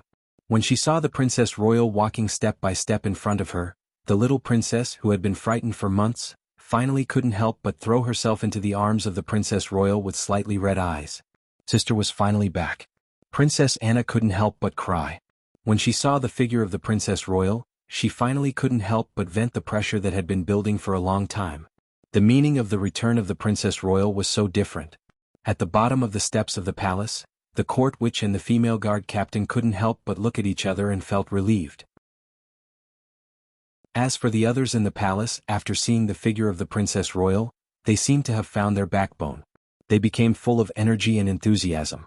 For the whole of Arendelle, the Princess Royal who had been in power since the age of 12 was really different. Her reputation in the kingdom was even above most of the monarchs in history. Of course, Soren didn't know about the return of the Princess Royal. In fact, he was now having a headache about another matter, and that was the psionic warlock hadn't been completely rescued. The Lolita dragon, who initially planned to follow him on the adventure, was about to leave. It was inexplicable. It happened so suddenly that Soren wasn't prepared at all. The Lolita dragon standing beside him suddenly said that she was going to leave, and she didn't ask for Soren's opinion at all. She was just telling him the fact that she had decided to leave. Okay. You can't ask too much of your teammates from the Chaos faction. Since ancient times, chaos has always been the cause of chaos. This was a fact that had been confirmed countless times before it was confirmed by people. Are you really going to leave? Soren looked at the Lolita dragon in front of him and said with a helpless expression, "If you leave now, I can't send you off. I'm afraid you'll have to leave the Underdark by yourself." The Lolita Dragon's expression was a little complicated, but after a while she nodded and said, "No need. I can teleport away by myself. I'm going back to the Dragon Island. Even the Queen of Spiders has appeared in the mortal world. I'm a little worried about what will happen to my hometown." Soren looked at her and said in a deep voice, "Okay. Take care of yourself. Don't stay in the astral plane after teleporting. I'm afraid the astral plane isn't very safe recently." The Lolita Dragon's hometown was definitely not in the material plane. Soren had been to the Dragon Island in the material plane. There were only a few dragons on it. The real Dragon Island was in the Dragon God's kingdom. Interplanar teleportation. The astral plane was an important transit station, but now the astral plane was not as safe as before. The Lolita Dragon looked at Soren and hesitated. "Soren, you should be very rich, right?" "Rich?" This question made Soren stunned for a moment, but he still nodded and replied, "I should be rich, right? Why do you ask? Borrow money?" Soren had never heard of a dragon returning money after borrowing it. "That's good." The Lolita Dragon smiled when she heard this. She then raised her little white hand and motioned Soren to hand over her palm and said, "Come. Put your hand like this." Soren was stunned. He seemed to have thought of something and obediently handed over his hand. "Meh. Princess Alice of the Brass Dragon Kingdom, abiding by the ancient contract, has formed an alliance with the human Soren in front of me. I swear in the name of the Dragon God. When an ally needs help, we will ask for a reasonable reward and help our ally get through the difficulties. In the name of the Brass Dragon. On behalf of the dragon race, I have formed a dragon alliance with the human in front of me." A strange magic light burst out. As the Lolita Dragon in front of him completed some kind of oath in the strange dragon language, a row of data quickly appeared in front of Soren's eyes. Special situation triggered. Her Royal Highness Princess Alice of the Brass Dragon Kingdom requests to form a dragon alliance with you. This is the oldest soul contract, requires 50,000 slaughter EXP. Do you want to form an alliance? It really was a dragon alliance. Soren almost didn't think much and chose to pay the slaughter EXP. This was a kind of soul contract. It was equivalent to directly extracting a part of the soul energy. However, Soren's slaughter EXP was the source of soul energy, so he could use the slaughter EXP to replace the consumption of the Dragon Alliance. A magical power spread. Accompanied by an indescribable feeling, Soren and the Lolita Dragon in front of him formed the most sacred Dragon Alliance. Of course, this contract was only sacred to the dragon race. In fact, with their overbearing and arrogant character, this contract was in fact very harsh in many cases. Dragon Alliance, legendary ability. You and Her Royal Highness Princess of the Brass Dragon Clan have formed a sacred dragon alliance. From now on, you can directly summon the brass dragons in the multiverse by means of a contract by paying 10,000 slaughter EXP. Interdimensional teleportation, minimum summon is an adult dragon. The Sacred Dragon Alliance can transmit requests to most of the brass dragons. The targets of the summoning include the ancient dragons and the ancient dragons of the Brass Dragon Clan. However, please note that this kind of help is not without a price. Using the Dragon Alliance will cost at least 100,000 Kindler coins, and it is possible to summon 1 to 3 adult brass dragons to your summon. The more powerful the dragon you summon, the more you need to pay. Note: if you are unable to pay the dragon a satisfactory reward, you may be attacked by the dragon, or the effect of the Dragon Alliance will be cancelled. But if the reward you pay is very satisfactory to the dragon, and even spread a reputation among the dragons for being generous, then you may be able to summon the ancient dragons and the ancient dragons to help when needed. Data 1, the Dragon Alliance, sometimes appears as a spell above the 7th circle. This spell is to randomly summon other types of dragons. In most cases, it is because some gods or other beings have formed a rather ancient covenant with the ancient dragons. This covenant has been passed down for thousands of years, and it has not been cancelled because of a breach of contract, so it eventually evolved into a spell. Some spellcasters of certain forces can inherit this covenant and use spells to summon the dragons to help. Data 2. Soren is now equivalent to the first generation to have the Dragon Alliance. If he does not lose the qualification of the Dragon Alliance for some reason, then in the future, if he becomes a god or some kind of existence above the mortal world, his future priests or spellcasters can inherit the Dragon Alliance he has formed now. Data 3. The Dragon Alliance is one of the few abilities that requires slaughter EXP. Even as a spell memory, slaughter EXP is required. And this summoning is the most expensive summoning ritual.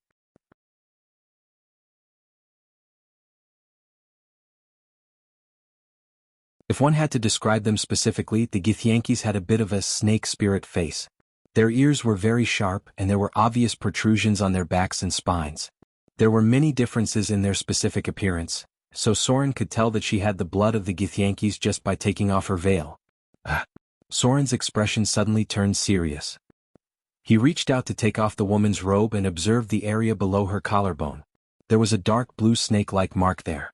Soren reached out and groped the other party's chest, then his fingers touched the spine from above the psionic warlock's buttocks little by little.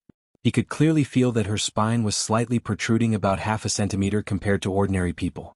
This meant that she was a hybrid of human and Githyanki's, in which the human bloodline accounted for most of it, and the Githyanki's bloodline was only a small part. The astral races were predatory. They might capture humans as slaves, so it was not ruled out that there were hybrids for some reason. Finally, Soren lifted the sleeve on her wrist, and 3 dark blue letters could be seen on her white wrist.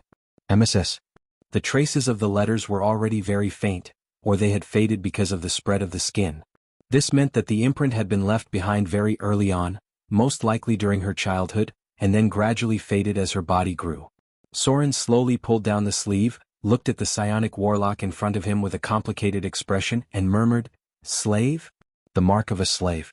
Soren found it hard to imagine that such a powerful psionic warlock was actually a lowly slave in the past. Such a mark was only a blink of an eye for her to erase, but she chose to leave the mark of a slave on her body. There was probably a legendary story behind it. Soren had no good feelings about the Githyanki's. This race had been enslaved by the Mind Flayer Empire for a long time, but after breaking free from slavery, they did not become much better. Instead, they became the most dangerous plunderers and robbers in the astral world. The Githyanki's captured other races as slaves and maintained their brutal rule with militarized management. It seemed that any race that had been controlled by the Mind Flayer would eventually be destroyed by them. And most of them had psionic powers. The Githyanki's were like this, and so were the Duergar. Sigh. Soren raised his hand and stroked the psionic warlock's long hair, but suddenly he seemed to have touched something, and his whole body could not help but stiffen in place. Wound on the brain. Although it was not obvious, Soren could feel it through her hair. Mind Flayer?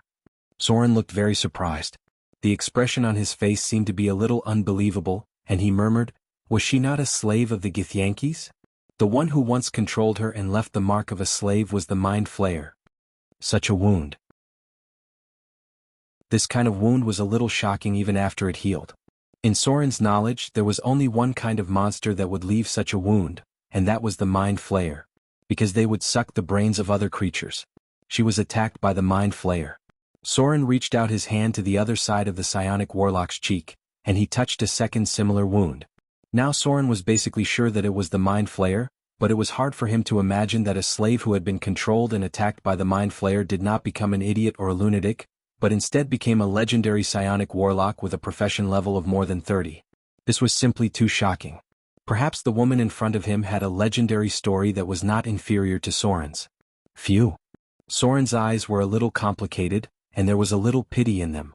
He rarely sympathized with others, but the woman in front of him actually made him sympathize with her, and there was a trace of respect in his sympathy. In the past, there were adventurers who challenged the Mind Flayer's lair and were captured by the Mind Flayer because they lost the battle. At that time, they would rather commit mass suicide than have their brains sucked by the Mind Flayer. To be able to survive that kind of environment and go all the way to the top of the legendary realm. Such a woman was worthy of Soren's respect. Let's leave here first. Soren seemed to feel some kind of energy fluctuation. After becoming a demigod, his ability to sense energy had been greatly strengthened, so he thought for a moment and decided to leave with the psionic warlock first. Soren raised his hand to help her put on the robe that she had taken off, and then fastened the buttons on her chest. Then he carried the psionic warlock's delicate body, and his whole body turned into a shadow and moved toward the passage out of the Underdark. The elemental stone, legendary level 3, was in his hand. He also got the shard of divinity. Soren felt that there was no need for him to stay here for the time being. The risk and the reward were completely unequal. Unknown land half-plane. The space here was slightly shaking, and the edge of the half-plane had signs of collapse. It was like the domain of the nether storm. The ground that made up the half-plane was gradually collapsing, and the violent energy was destroying the structure of the half-plane world.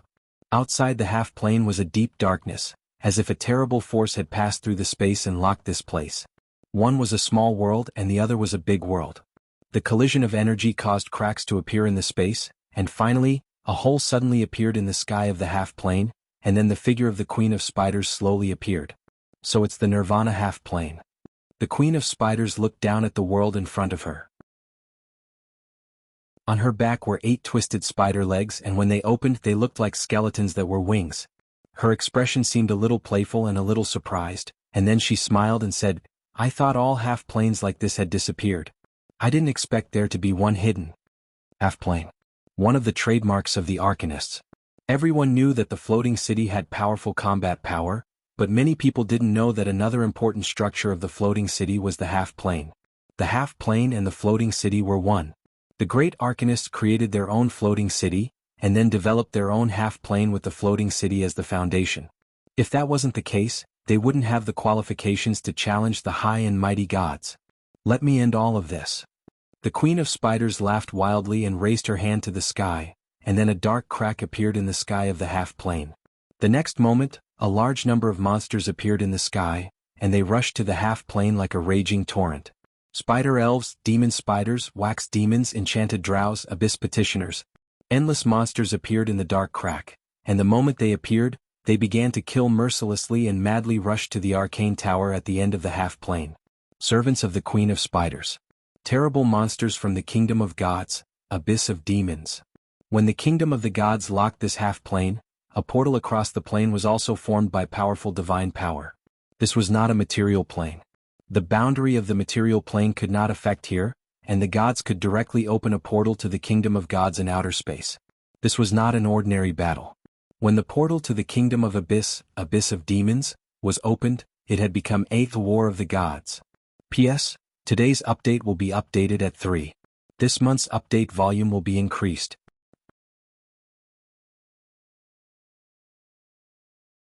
Chapter 441. Alert! Alert! Intruder detected. Intruder detected. A translucent light screen appeared on the surface of the arcane tower as a cold metallic sound rang out.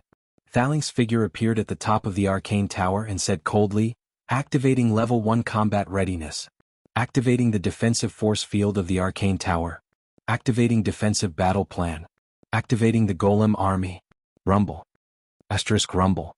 The walls of the arcane tower suddenly caved in, followed by a series of loud footsteps. Puppet golems walked out of the arcane tower one after another. These golems were not of the material plane's craftsmanship at all. The lowest grade among them were steel golems with special craftsmanship. As for the other diamond golems, magic power devices, magic power guards, and so on, there were countless of them. The civilization of the Arcane Empire not only gave them powerful close combat abilities, but also gave many golems anti-air abilities and various long-range energy attacks. However, the final result did not change at all. The defensive force field of the arcane tower shattered easily like an eggshell. The golem army was easily surrounded by the monsters that surged out of the spatial rift, and then all of them were torn apart into scrap metal. A divine kingdom. A divine kingdom belonging to the gods. After the believers died, they would be reborn in the divine kingdom. Most devout believers would become petitioners and become natives of the divine kingdom. A small number of fanatical believers would become powerful Holy Spirits. Some would even be directly in the form of angels, and the gods would use their powerful divine power to reconstruct their physical bodies. Since the birth of the angels, many gods had tried to turn their fanatical believers into angels. However, due to the good and evil of the factions, sometimes they would be divided into otherworld apostles and fallen apostles. These two were extremely similar to the form of angels. After the believers were reborn in the divine kingdom, they would have almost infinite life. The price of this near-eternal life made them a part of the divine kingdom, and their own life and death were completely one with the gods themselves. Petitioners could not leave the divine kingdom. Only in the case of a war of the gods could they participate as the backbone of the gods on one side. For any god, if they sent all their petitioners into battle, it meant that they were ready to fight to the death. A long time. The kingdom of God was like an energy storage pool. The church would develop believers in other planes, and the God would select the best believers and lead them to the kingdom of God.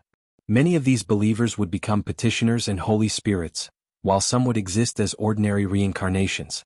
The quality of the soul and the devotion of the faith would determine the identity of the believer after they entered the divine kingdom. This was like a soul that had fallen into the bottomless abyss. Some people could directly transform into higher demons, while others could only transform into abyssal worms, monster level 1.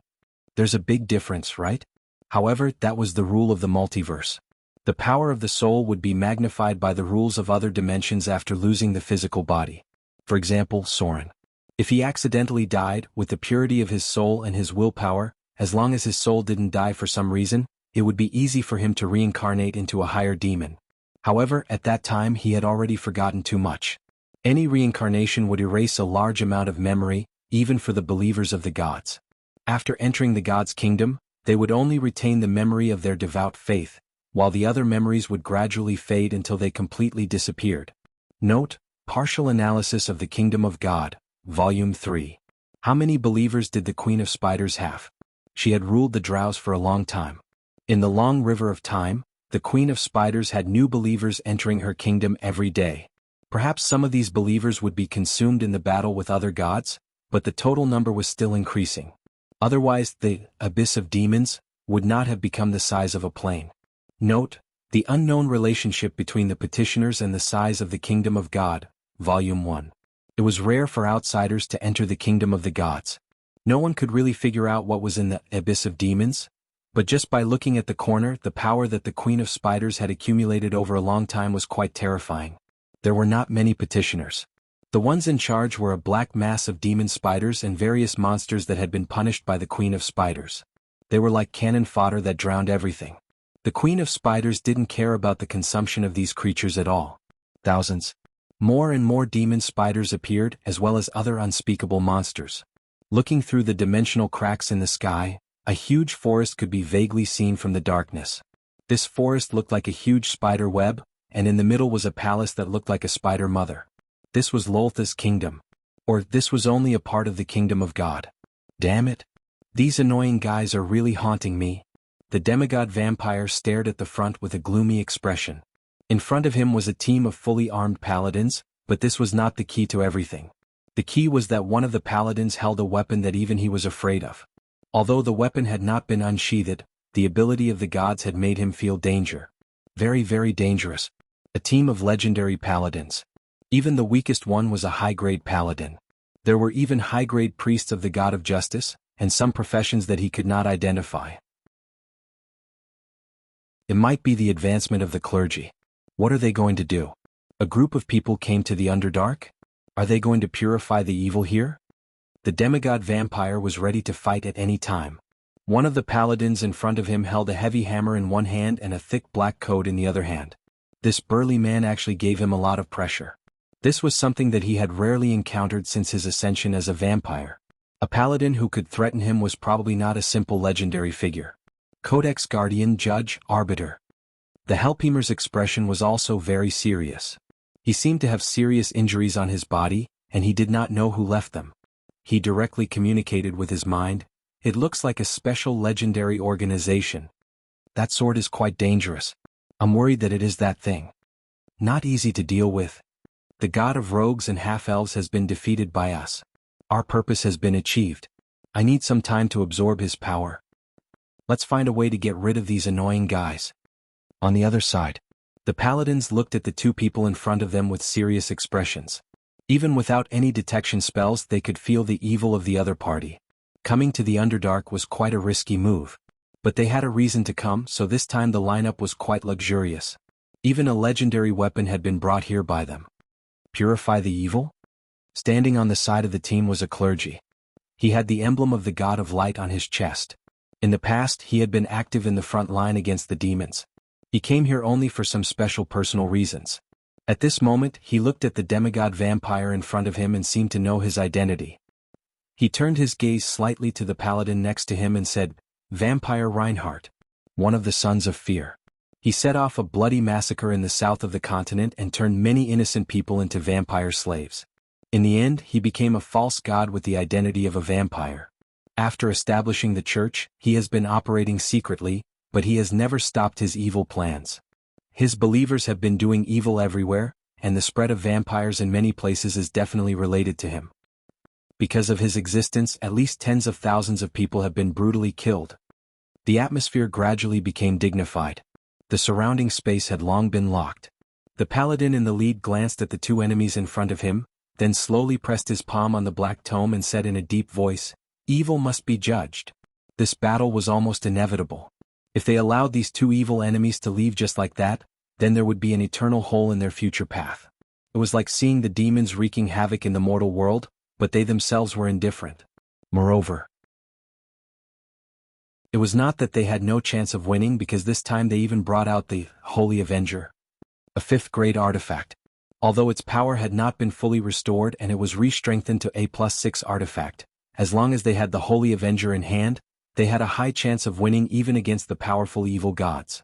Item type: Holy Avenger, Karsamir, +5, item grade, 5th-grade artifact. Item description: the Holy Avenger is the ultimate weapon of the paladins against evil forces.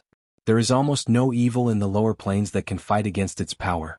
Karsamir is a legendary weapon, perhaps one of the most powerful weapons in the material plane, but its origin and history have been completely forgotten. This sword has the power to make evil tremble in fear. Even the powerful evil gods and demons have heard of its name. But this was not its true power. This artifact was still missing its most important part. Equipment requirements: Strength 14 and above. Can only be used by paladins. Equipment effect: Artifact characteristics: Magic resistance 50%, magic removal 3 times, +15 sharpness, +10 penetration, +15 toughness, +10 armor break, +10 holy damage. Artifact effect: Magic resistance. When holding this artifact, the user will increase magic resistance by 50%. Any spell will have a 50% chance of failure against the owner of the Holy Avenger. Weapon special effect: Magic removal. When this weapon hits any enemy, it will cast a legendary magic removal effect on the target. Weapon characteristics: Resist evil. When this weapon hits any evil enemy, it will cause an additional 10 holy damage to the target.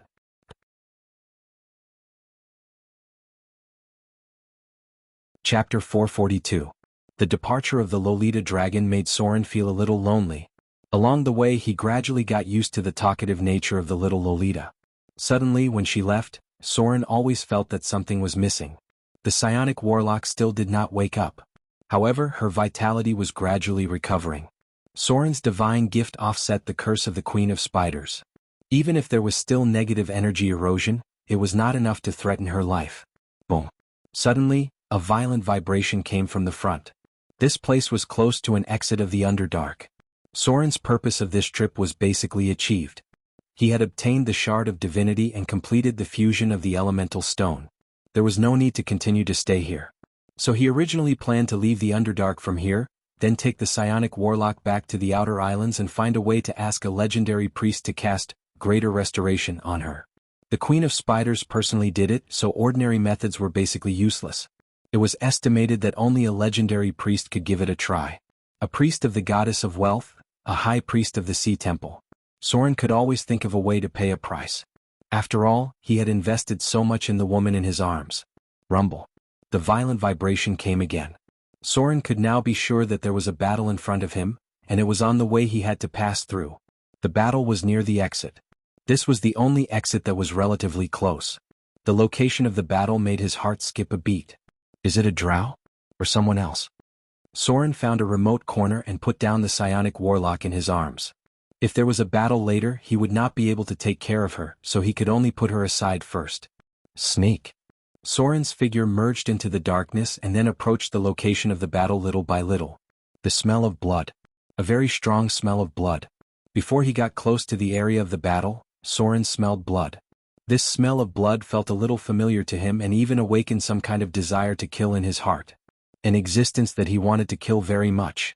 The god of vampires Reinhardt. Vivian was currently the biggest threat.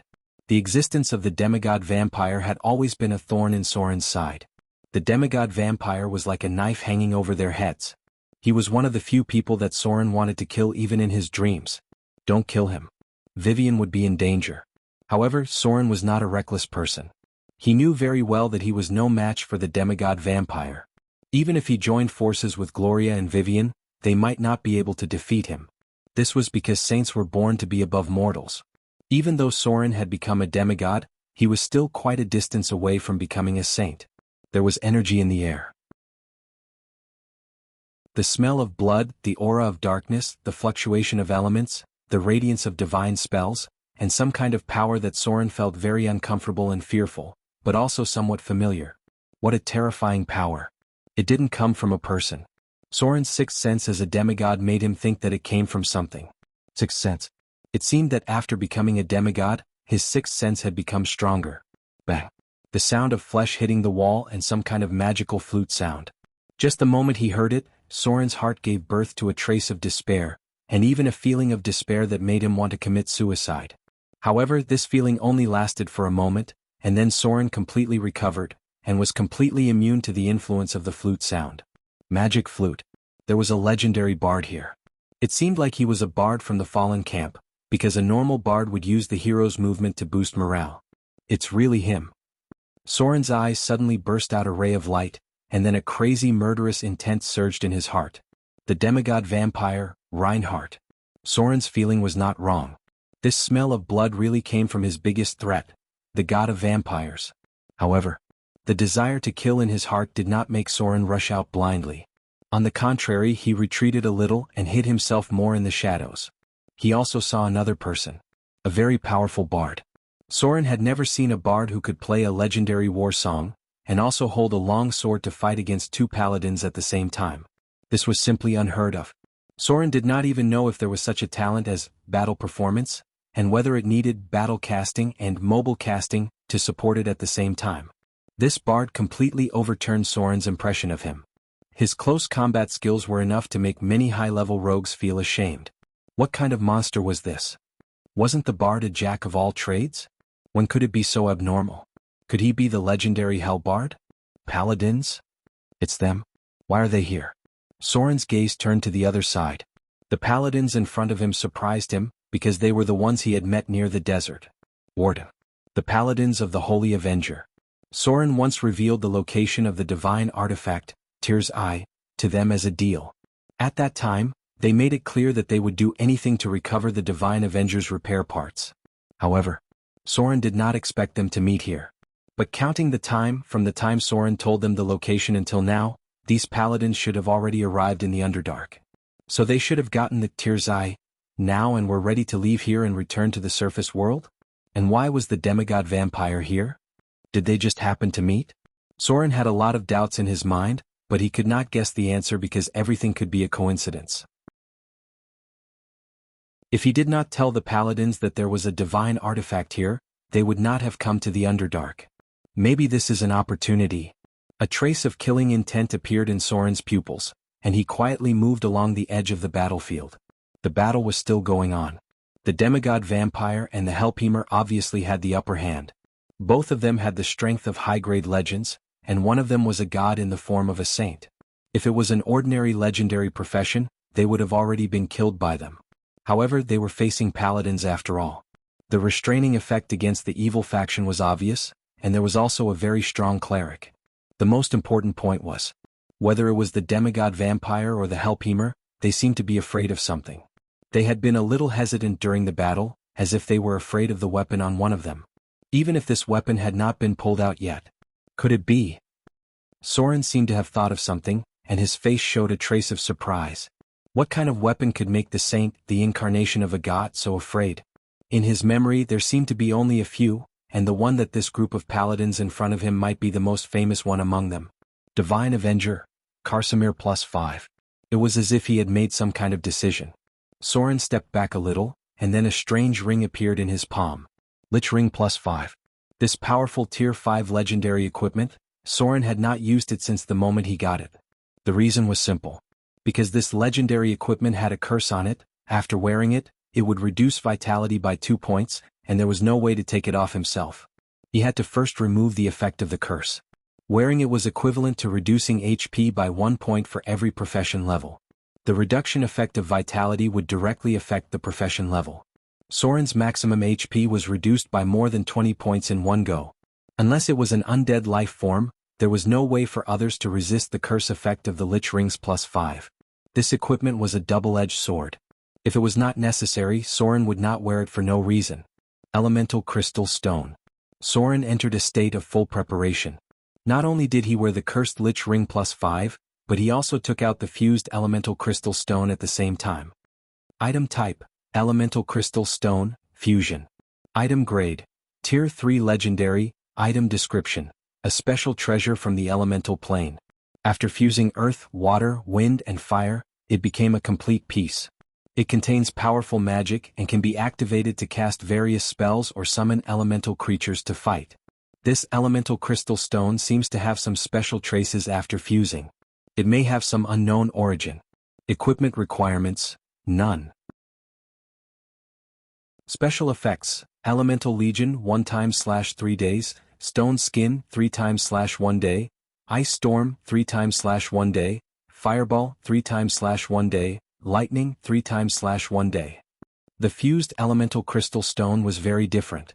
There was not much improvement in the spells that could be activated, which were Stone Skin, Ice Storm, Fireball, and Lightning. Although the number of times it could be used per day had increased, it was still only some low-level spells. The most important change was the Elemental Legion because this was a legendary spell. Elemental Legion, legendary spell. Activates the power of the elemental crystal stone to summon a group of giant fire elementals, earth elementals, water elementals, and wind elementals. The number of summoned creatures is 2 to 6, and it is possible to summon a legendary elemental elder. This was the most powerful ability. With this, it was equivalent to bringing an elemental legion with him. When needed, he could use a group of thugs to drown the enemy. Rogues were more afraid of being besieged. Because they could not withstand attacks, Soren needed this kind of meat shield that could share the firepower. The battle was still going on. Soren began to buff himself with spells, and at the same time, he approached the battlefield little by little. Lich Ring, Elemental Crystal Stone, Slaughter Transformation. Soren now had no idea of holding back. What he wanted to do most now was to cut off the head of the demigod vampire. Then Vivian would be safe.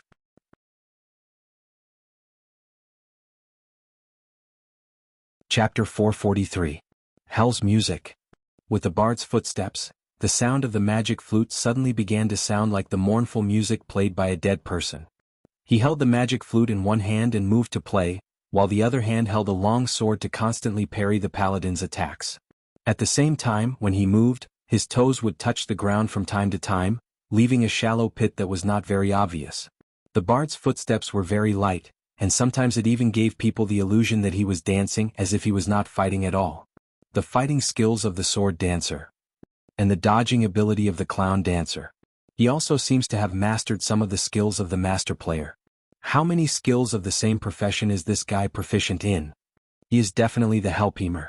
Soren's expression became more and more serious, because in just a short time, he saw no less than 3 of the same profession's fighting skills from the bard. He even had no doubt that the bard in front of him could take out another weapon in the blink of an eye, and then use the dual weapon fighting skills to instantly perform the sword form, spinning strike. Only the Hellpemer could raise a jack-of-all-trades class like the bards to such a level, because this guy had lived for many years. If he really is the Hellpemer, then the situation is not very good. Soren was very cautious to look for an opportunity. He knew a lot about the Hellpemer, but this name was still very well known because the Hellpemer was one of the few existences who had legendary fighting skills, legendary sneaking ability, and legendary casting ability at the same time. For a bard to be so strong that he could use the magic flute to cast a legendary spell, this made many mages want to cry. This guy was like the son of the plane who had used a cheating device. The average bard at most had second-rate fighting skills, second-rate sneaking ability, and third-rate casting ability. But the Hellpemer's jumping steps in front of him gave Soren a very strong sense of crisis. Squeak. The music played by the magic flute suddenly stopped, and the Hellpemer smiled and took back the long sword, and then gently pointed his fingertips to the front. Hell's Music, Chapter 4, Desire to Kill. Gate Between Worlds, Legendary Spell. At first, some inconspicuous magic lights appeared on the pits left by the Hellpemer's movement. Then they quickly formed a simple 9-pointed star array. When the strange mournful music stopped, it quickly formed a gate of otherworld in mid-air. In the next second, a terrifying roar was heard, and a malevolent greater demon appeared from the portal. However, after the demon appeared, its first target was none other than the Hellpemer who had completed the summoning ritual. Protect from evil. A very simple magic light appeared, and the Helphemer faintly frowned, saying in a low voice, "Sure enough, demons are brainless. Summoning demons could easily backfire. However, a protection from evil buff would solve the problem. At the very least, it would force them to turn around and attack others." As expected, with the help of the Helphemer's spell, the summoned demon immediately turned around and charged at the paladin in front of it. Its huge body had many sharp appendages that flickered with a cold light like blades. The form of demons was uncertain. It was difficult for them to predict what they would look like because demons had a strong mutation type. Even if they wanted to, they could always maintain the form of Abyss Worm and advance to the legendary realm in battle. However, at that time, the legendary Abyss Worm would be as big as a dragon, and there would not be much difference in combat ability. In theory, lesser demons could control their form until they reached the legendary realm. If they were not killed, the summoned demon in front of him should be called an alien demon, a failed demon in advancing to the legendary realm. If it succeeded, it would become a Baler. If it was a little worse, it could also become a six-armed Naga.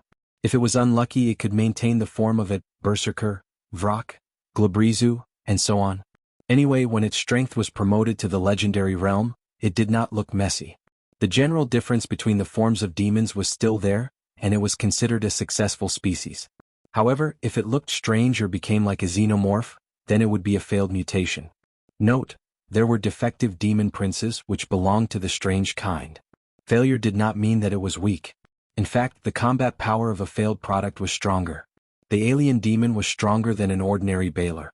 The only flaw was that it did not have a brain, its soul was chaotic, and its thinking was completely controlled by the desire to kill. It was a lunatic among demons. If demons thought they were lunatics, then you can imagine how awkward the position of these alien demons would be. However, they were also demons that liked to respond to the summons of killing. These monsters thirsted for blood and death. As long as there was a chance to be summoned to other planes outside the abyss, they would always respond to the magic summons like a swarm of bees. So in theory, as long as these lunatics in the bottomless abyss were still there was no need to worry about the legendary spell not being able to summon a powerful demon. Alien demon. Legendary creature. A monster that was more than 3 meters tall and weighed more than 8,000 pounds. It looked a little like a Void Fear or a Zerg Queen. They had many strange joints on their body which were all failed mutations. It was even possible to find some parts that looked like the body parts of other demons. These monsters basically had no brain and only had the most primitive nature of chaos and killing instinct. However, this did not mean that they were easy to deal with because the alien demon's strength, vitality, and dexterity were all increased by 25 points. Alien demon, high demon, large otherworld creature, large chaotic evil creature, grade 5. Challenge rating 18+, monster level 21+, has spell-like abilities, highest and lowest attributes, 35 and 3 total attributes, 100 to 125, special abilities, chaotic will, battle instinct, desire to kill, high demon special ability, bite attack, frenzied attack, challenge difficulty, S+. Challenge difficulty, S+. Although they were inferior to the Balers in terms of life form, they weren't much weaker than the Balers in a real fight. That's right. Although Soren did not want to say it, the hideous monster in front of him was actually the original form of the Slaughterer transformation. They were called Slaughterers by the demons. A terrifying monster that was completely dominated by chaos and filled with the desire to kill. It was a little ironic, wasn't it? In fact, Soren had long expected that one day he would encounter a real slaughterer. The appearance of the alien demon changed the tide of the battle. This incomparably terrifying monster moved its huge body that weighed more than 8,000 pounds. Its body was the most dangerous weapon. All kinds of terrifying spiked limbs could easily cut through steel armor. Its ferocious bloody mouth could crush everything in the blink of an eye. Even iron blocks could be chewed into pieces and swallowed into its stomach with crunching sounds. In theory, they could eat anything and everything could be digested by their terrifying stomach acid. Their skin was tougher than dragon skin and had very high physical resistance. Most control abilities were ineffective against them, and their chaotic will made them immune to all mind control spells. Because they were already chaotic enough. This kind of chaotic creature was hard to control even for a demon lord. Once they were summoned, they could do whatever they wanted. A shrill scream sounded. The alien demon relied entirely on its combat instincts to move. In just one round of effort, It had bitten off the lower body of a paladin at the cost of having one of its arms chopped off. Drops of demon blood fell to the ground. Soon, green smoke rose from the ground. Then, a small pit could be seen where the blood had landed due to corrosion. Slaughterer,'s original form. Now that this thing was summoned, the paladin was in a bad situation. Chapter 444. Thinking about the state of Soren when he transformed into the Slaughterer, one could understand how difficult this thing was to deal with. In the face of the huge Slaughterer that weighed more than 8,000 pounds, the defensive formation of the paladins did not seem to exist at all. No one could resist this kind of monster. The suppression of strength and size was too obvious. The crushing ability of this monster was stronger than that of the Baler. It had a huge body, but its movement speed was quite fast. The high-speed movement of the alien matrix-like body coupled with terrible lethality made the paladins suffer heavy losses in the blink of an eye. But this was just the beginning. After the demigod vampire retreated for a while during the fight, he immediately rushed into the formation of the paladins. Soren was still unable to determine the profession of the demigod vampire. He could only be sure that he had the racial bonus of vampires, extremely high movement speed, powerful combat power, and various terrible magic abilities. There was a racial penalty for vampires to advance into a profession, so his own profession level would certainly not be too high. But if he added the racial talent of vampires as well as the abilities and divine bonuses obtained after becoming a god, then he was more dangerous than the Hellpemer. Sunburst. A terrible strong light broke out in the dark underground space. Whether it was the paladins present, the demigod vampire, the Hellpemer, or Soren, they were all affected by this spell. But obviously the enemy was more seriously affected. Clang. With the power of Sunburst raging, a paladin who had been holding back also rushed out. He instantly pulled out the sword at his waist and directly swooped down to slash at the Slaughterer in front of him. Evil slash. A holy radiance appeared. The sword seemed to be shrouded in an indescribable force. In just a moment, half of the Slaughterer''s body was cut open, and even the internal organs could be seen clearly. Holy Avenger. The penetrating power of this divine artifact was enough to ignore the resistance of the mutated demon. The paladin holding the Holy Avenger, Karsamir, was so powerful. Every time he attacked, he could leave a terrible wound on the Slaughterer. At the same time, the power of the divine artifact automatically added the ability of holy damage after hitting the enemy, and also produced a legendary level dispel magic effect. This world was still very kind to Saint Samurai. Among the most powerful artifacts in the material plane, two of them were exclusively used by paladins. One was the Holy Avenger, and the other was the Pale Justice. A Tier 5 divine weapon was more than enough to crush a high demon. The Slaughterer''s injuries were getting worse and worse, while the paladin wielding the Holy Avenger was completely unharmed under the protection of his companions. The situation of the battle was being reversed bit by bit. If the summoned slayers were killed, then the paladins, who had a clear advantage in numbers and wielded divine artifacts, would undoubtedly have a higher chance of victory. Moreover, Saint Samurai were good at restraining evil powers, and their ability to restrain evil powers made up for part of the gap in strength. However, in the face of such a situation, neither the demigod vampire nor the Hellpemer panicked. They were still closing in little by little, especially the demigod vampire who was fighting with the warden. He was using the advantage of high-speed movement to bring the warden closer to the rear of the paladin's front line bit by bit.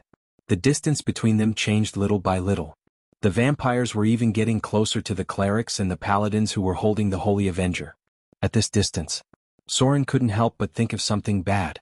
Oh no! Soren suddenly felt something, and his whole person rushed out of the shadows in an instant. His figure flew out and seemed to be ready to rush into the battlefield at this time. But everything was too late.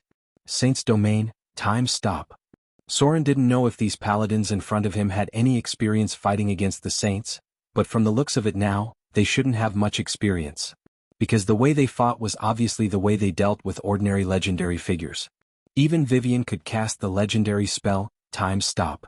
As one of the most powerful sons of fear, it was impossible for vampiric Reinhardt to not master one or two legendary spells after he became a god. Time Stop. Even time had stopped. Then what was the point of fighting? Everyone else present was suddenly shrouded. Whether it was the warden or the clerics, they were all still in place. Even the nearby Hellpemer was motionless in place. He was not a demigod. No matter how strong a legend was, they could not be immune to the effect of Time Stop. Haha. The demigod vampire let out a strange laugh, and his figure flew out. His first target was not the paladin holding the Holy Avenger, but the spellcaster standing behind the defense line. A violent burst of magic aura. However, these activated defensive force fields all cracked like eggshells. The demigod vampire easily broke through all the defensive spells, and in the blink of an eye, he dug out a still-beating heart from the clergy's chest. Time stop was still in effect. The paladins who were hit all at once couldn't hold on until the end of the spell. The attack of the saint easily broke through their defense. Even if the demigod vampire was a weak god, he was still a god after all. The second target was the paladin. Pure physique, tough immunity, legendary physique, and epic strength, in front of the demigod vampire in the form of a saint, these were just a second or two more. Within the effect of time stop, he could easily finish the battle. A cold light flashed. The vampire even easily hit the paladin holding the Holy Avenger again, and at the same time he was ready to take the opponent's life in the next attack. Since you guys are so persistent, you're courting death. Then I will naturally fulfill your wish. As soon as the voice of the demigod vampire fell, a cold light suddenly stabbed from behind him. Soren's expressionless figure appeared, and the curved sword icing death mercilessly stabbed at the opponent's heart.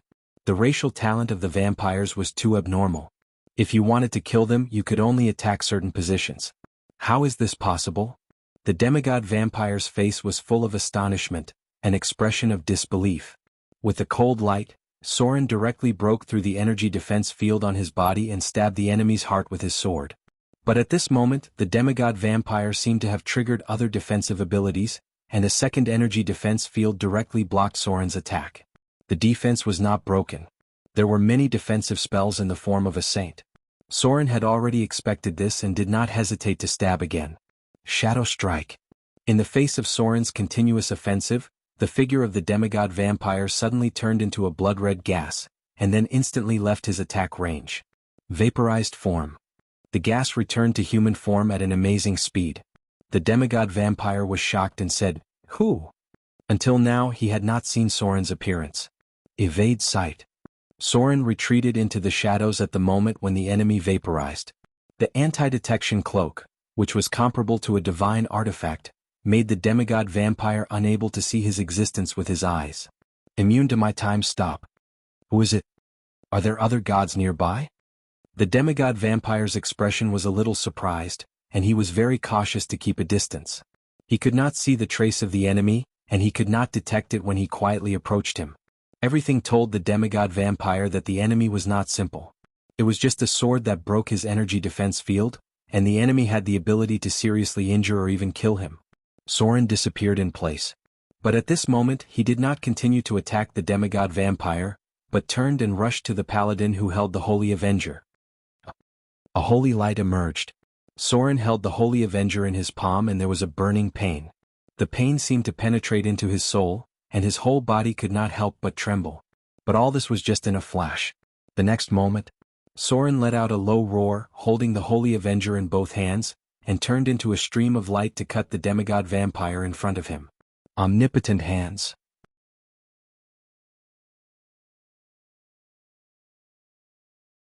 Chapter 445. Dang. At this critical moment, a cold light suddenly flashed under the noble dress inlaid with gold and silver thorns on the demigod vampire's body, and then it blocked Soren's attack in the blink of an eye. Then the cold light disappeared again, and the figure of the demigod vampire took 3 steps back in a row. The cold light came from his cuff, which could be determined to be some kind of short weapon, not more than 15 centimeters long. Hidden sword. Is he an assassin? Soren's pupils shrank slightly, and he rushed forward again, and the Holy Avenger directly slashed down. Sword form, beheading. In the face of Soren's fierce attack, the demigod vampire was no longer able to attack others. Soren's explosive power under the slaughter transformation was amazing, and the continuous offensive forced the demigod vampire to retreat again and again. The retreat was not because he was afraid of Soren's strength, but because he was very afraid of the Holy Avenger in his hand, because even the incarnation of the Holy Avenger did not have the ability to resist the attack of this artifact. Hold human body spell. The demigod vampire tentatively cast an instantaneous spell. However, Soren's footsteps did not stop at all, and even his own test of immunity did not trigger. Because a row of data appeared in front of him, Affected by the target, hold human effect. Magic resistance ability was triggered. Holy Avenger's magic resistance is in effect. Lich Ring +5 magic resistance is in effect. You are directly immune to the effect of this spell. The Holy Avenger's magic resistance was 50%, and any spell on the owner of this artifact had a 50% chance of being completely ineffective. The Lich Ring +5 also had 10% magic resistance, and when the two were stacked, it was 60% magic resistance. According to normal luck, a 10-sided die, Soren would only trigger the spell if he was unlucky enough to throw 1 to 4 points. Otherwise, it was basically difficult for ordinary spells to affect him. And even if it affected Soren, it would have to go through Soren's test of immunity again before it would take effect. However, Soren had another unique ability, Blessing of the Misfortune Goddess. The effect of this blessing was to reduce Soren's opponent's bad luck by 1 point, while Soren's own luck wouldn't drop below the standard. The blessings of the Misfortune Goddess could not make someone's luck explode. However, she was able to prevent bad luck from befalling someone.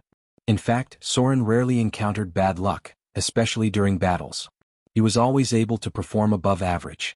Up until now, he had never encountered such a situation where he stepped on something out of bad luck or encountered an unexpected situation.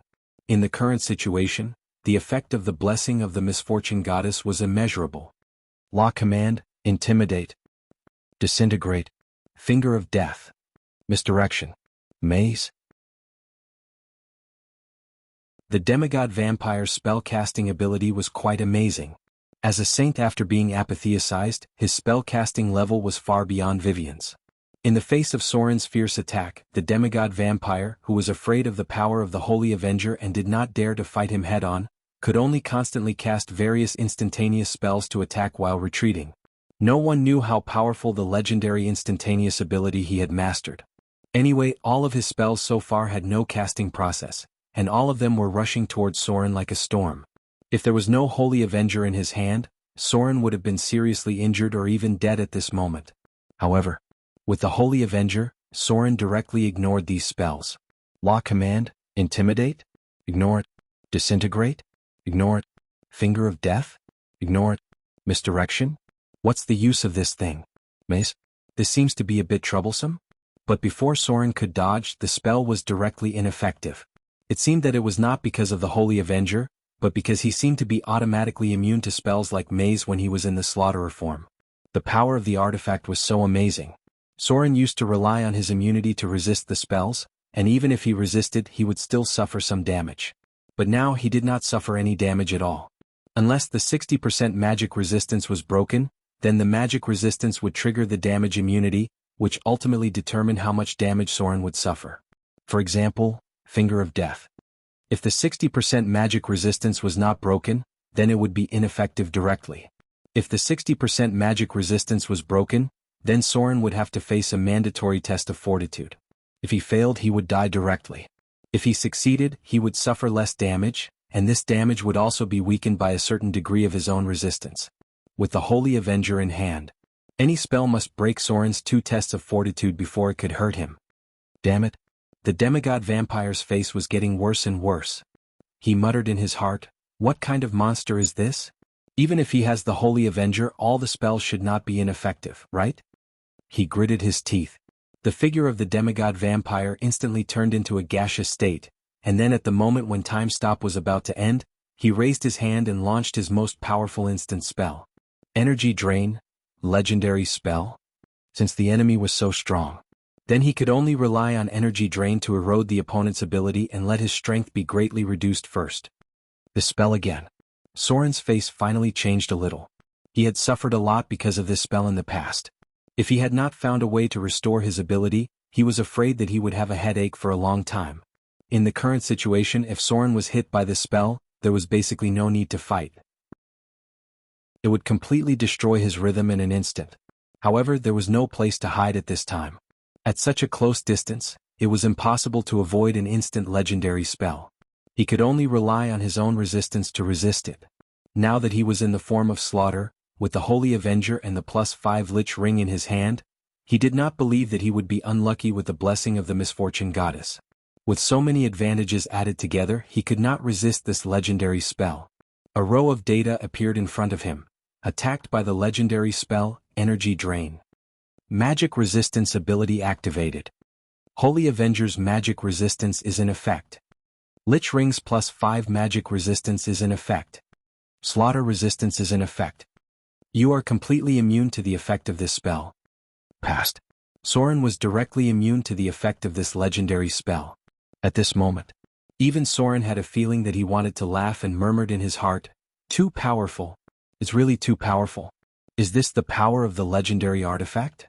No wonder so many people fought for the Holy Avenger and Pale Justice back then. In his memory, both artifacts had caused an uproar, but they were both paladin equipment. Soren had no interest in them in the past. Today, if it weren't for omnipotent hands, he wouldn't have been able to pull up the Holy Avenger. Shadow Leap. The powerful power of the artifact made Soren full of confidence for the next battle. With such high magic resistance, he had no worries at all. As for the ability to fight, Soren did not believe that anyone could beat him with a 5th grade artifact. Plus 15 sharpness, plus 10 penetration, plus 15 toughness, plus 10 armor break, plus 10 holy damage. This completely crushed the effect of the legendary curved sword, Icing Death. Soren was confident that he could cut an adult dragon into pieces in a minute. The effect of time stop ended. However, a battle of this level could have amazing changes in a second, so no one had time to communicate. Soren's Shadow Leap once again rushed in front of the demigod vampire. Sword form, Spinning Strike.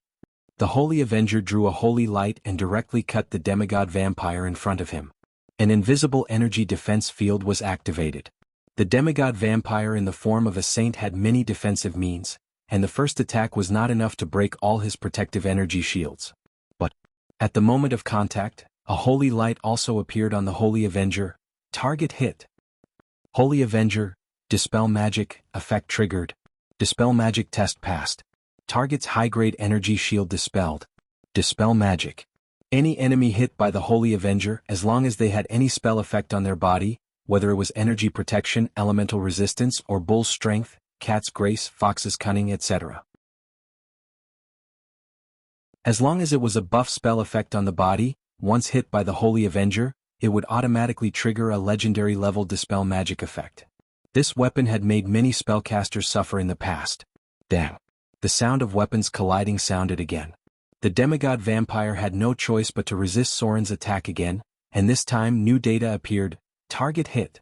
Holy Avenger, Dispel Magic, effect triggered. Dispel Magic test passed. Target's high-grade haste spell dispelled. In an instant, the demigod vampire's movement speed and attack speed were significantly reduced. He avoided the edge of the Holy Avenger and seemed to want to get out of Soren's attack range. But how could Soren let the enemy get away at this time? He instantly activated the plus 5 Lich Ring on his finger, and the speed of the whole person was as fast as a shadow in an instant. Greater haste. Soren's eyes were filled with endless killing intent. The whole person was like a whirlwind, and the terrible attack even formed a sword of air. On the other side, the warden, who was out of time stop, stood in place in shock and murmured, "How is it possible? He can use the Holy Avenger. There's more. How can a rogue use the legendary Blade Master's whirlwind?" P.S. This is the first update. There are 2 more updates today.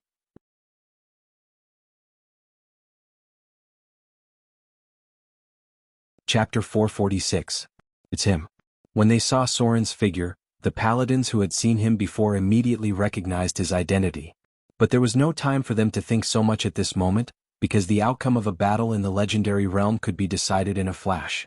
They did not know why Soren appeared at this time, why Soren could pick up the Holy Avenger, and why Soren could use the legendary warrior's whirlwind skill. But this did not affect their knowledge that the battle had taken an amazing turn. There was no time to mourn their dead comrades. The Saint Samurai gripped their long swords firmly and charged forward again with silver shields in hand. Soren had obviously suppressed the demigod vampire.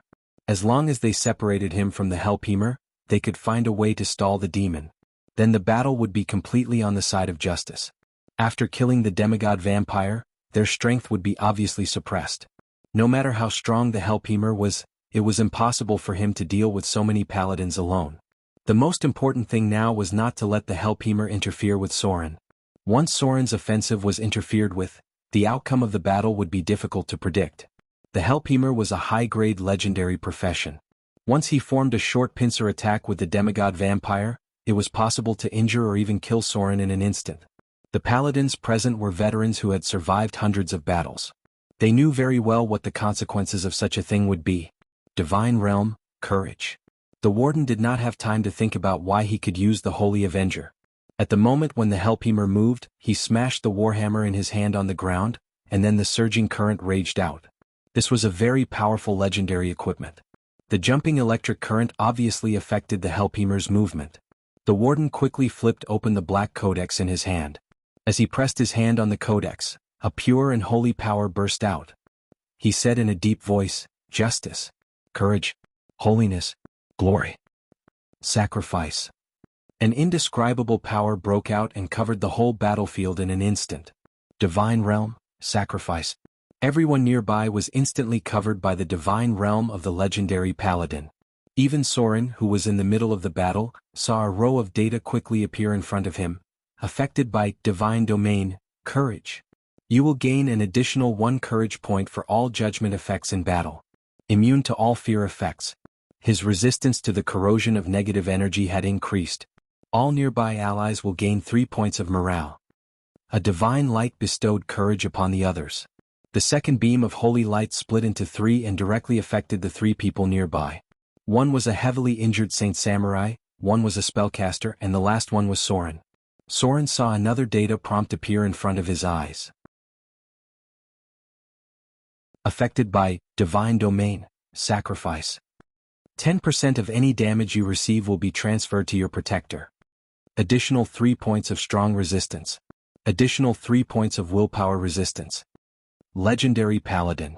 In this world there were very few paladins who could reach the legendary realm, but once they reached the legendary realm, their strength would be greatly improved. Because of faith. The power of faith was so powerful. Paladins were born with a difficult and bumpy path. They were destined to face more difficult tests than other professions, but it also made their faith stronger. Legendary paladins had legendary abilities such as armor skin, epic strength, perfect physique, and so on. Among all professions, paladins were always the top meat shields that could be ranked in the top 3. Sword form, waist slash. The power of the courage domain made Soren's attack more and more unstoppable. The desire to fight after transforming into a slaughterer met with the power of courage was like adding fuel to the fire. Shadow leap. There was a phrase called shadow following, which was perfect to describe Soren at the moment. The natural environment of the Underdark was very suitable for Soren to fight, and his familiarity with the terrain was a hidden advantage. No matter how the demigod vampire tried to get rid of Soren, he would be stuck to him. Occasionally the opponent would use a little trick to open up a gap, but then Soren would activate the ability of Shadow Leap, and instantly stick to him again. At this moment, the demigod vampire was about to go crazy. This was simply going too far. Is this how a rogue fights? Do you think you are a barbarian? If it weren't for the fact that spells were ineffective and he was afraid of the power of the Holy Avenger, the demigod vampire would really want to tear the guy behind him into pieces. Since he woke up as the son of fear, he had never been chased like a dog like today. And what the hell was this momentum that was getting more and more powerful? Courage domain. Soren had already activated the slaughterer form, and the desire to fight in his heart was quite strong. Now, with the blessing of the legendary paladin's courage domain, it could be said that his momentum at the moment had reached the peak.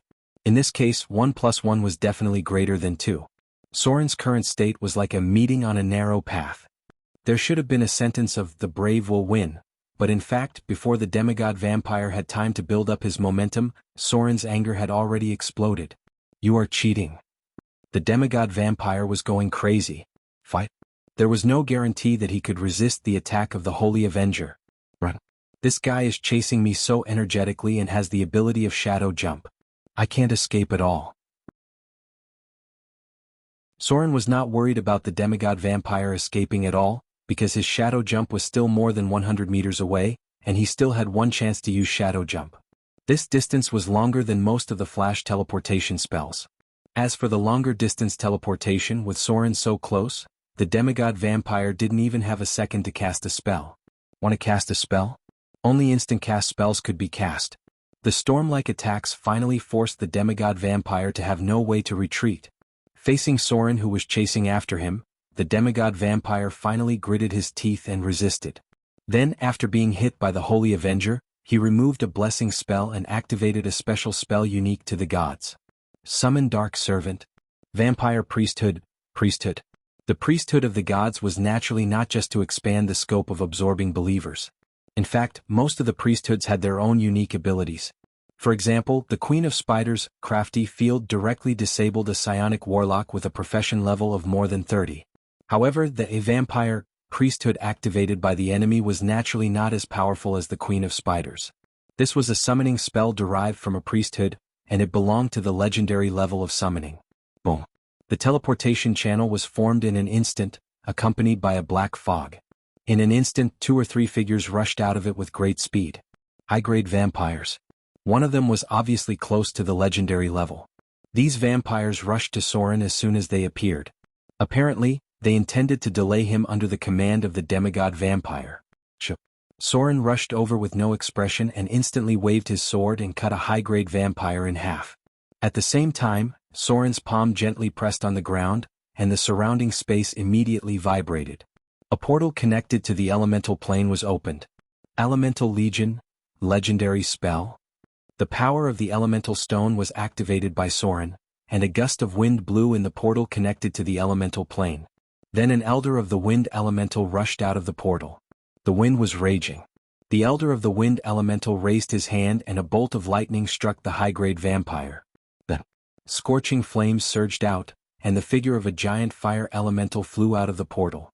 In an instant, the nearby ground was scorched black. Finally, heavy footsteps sounded. A figure that seemed a little too big and took a little effort to slowly walk out of the portal appeared. The portal closed. The Elemental Legion summoned an Elder of the Wind Elemental, a giant Fire Elemental, and a giant Earth Elemental. At this moment, the eyes of the demigod vampire almost popped out. He finally seized the opportunity to summon the Dark Servants. He wanted them to delay Soren and buy time for himself. But he didn't expect that in the blink of an eye, the enemy launched the Elemental Legion and summoned a lot of elementals. This guy did it on purpose, right? The demigod vampire was about to go crazy at this moment. What made him even crazier was that he still didn't know who the enemy was. What the hell are you? Where the hell did you come from? Are you a rogue, a paladin, or a barbarian? Why do you know Whirlwind? Why can you use the Holy Avenger? Why can you use the Holy Avenger to summon Whirlwind? Why can you summon the Elemental Legion when you use the Holy Avenger to summon the Elemental Legion? What the hell are you? P.S. Second update, one more update today. Chapter 447. Take advantage of the situation. After so many life and death battles, Soren had already told him that he must not give the enemy a chance to breathe. Once the enemy had a chance to breathe, the situation could be reversed in an instant. Whirlwind. Soren didn't know any Whirlwind at all. If he knew the legendary skill, Whirlwind, he would have the ability to simulate the legendary Blade Storm. Double the attack speed, double the movement speed. In the entire material plane, the number of melee professions who could master Whirlwind was less than 2 digits, and nearly half of them were legendary sword saints. Soren now looked like he was using Whirlwind, but in fact it was just because his attack speed was very fast and his high dexterity combined with greater haste gave people the illusion of activating Whirlwind. Note, Whirlwind needs the power of Chi as support. As for the legendary Blade Storm, this was not a combat ability, but a combat skill that was accidentally combined in the War of the Holy Saints. The name, Blade Storm, was also given by the adventurers themselves. Because other than this name, there was no other name that could describe that kind of peak combat ability. At present, in the entire material plane, only one Orc Sword Saint with a profession level of 27 could do this.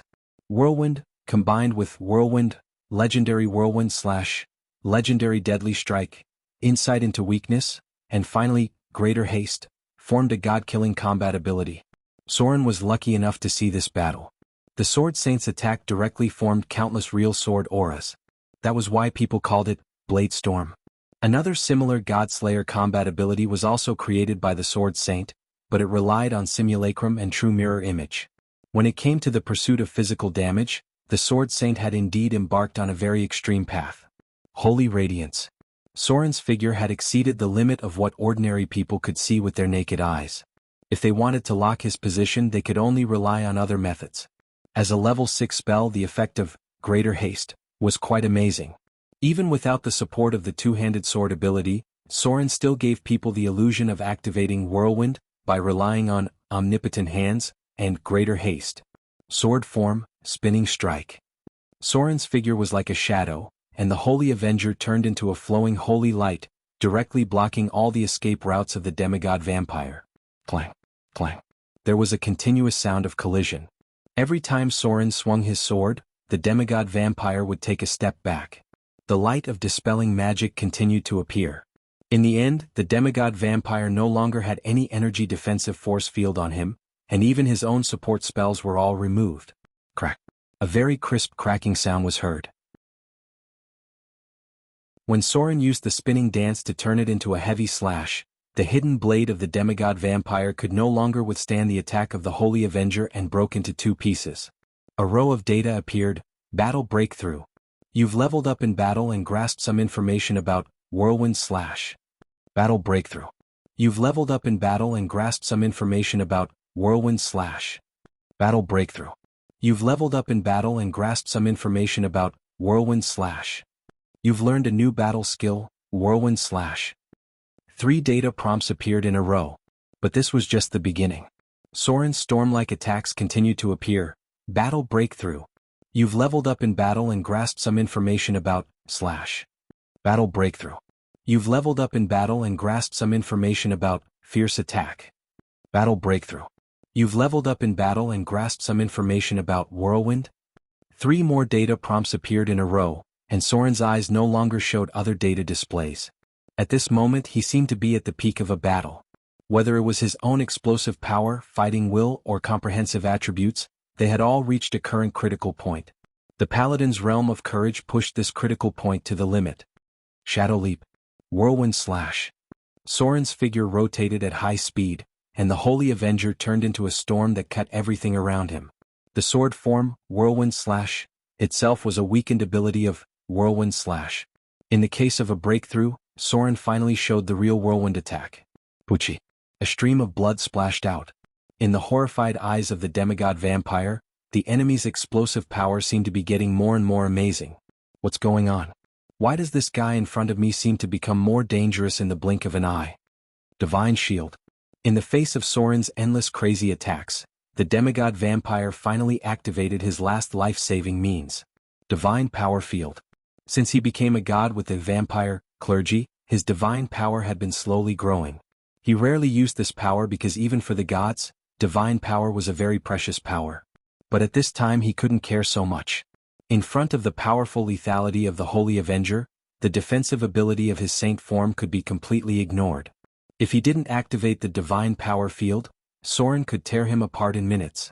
Buzz. The burst of divine power formed a shock wave.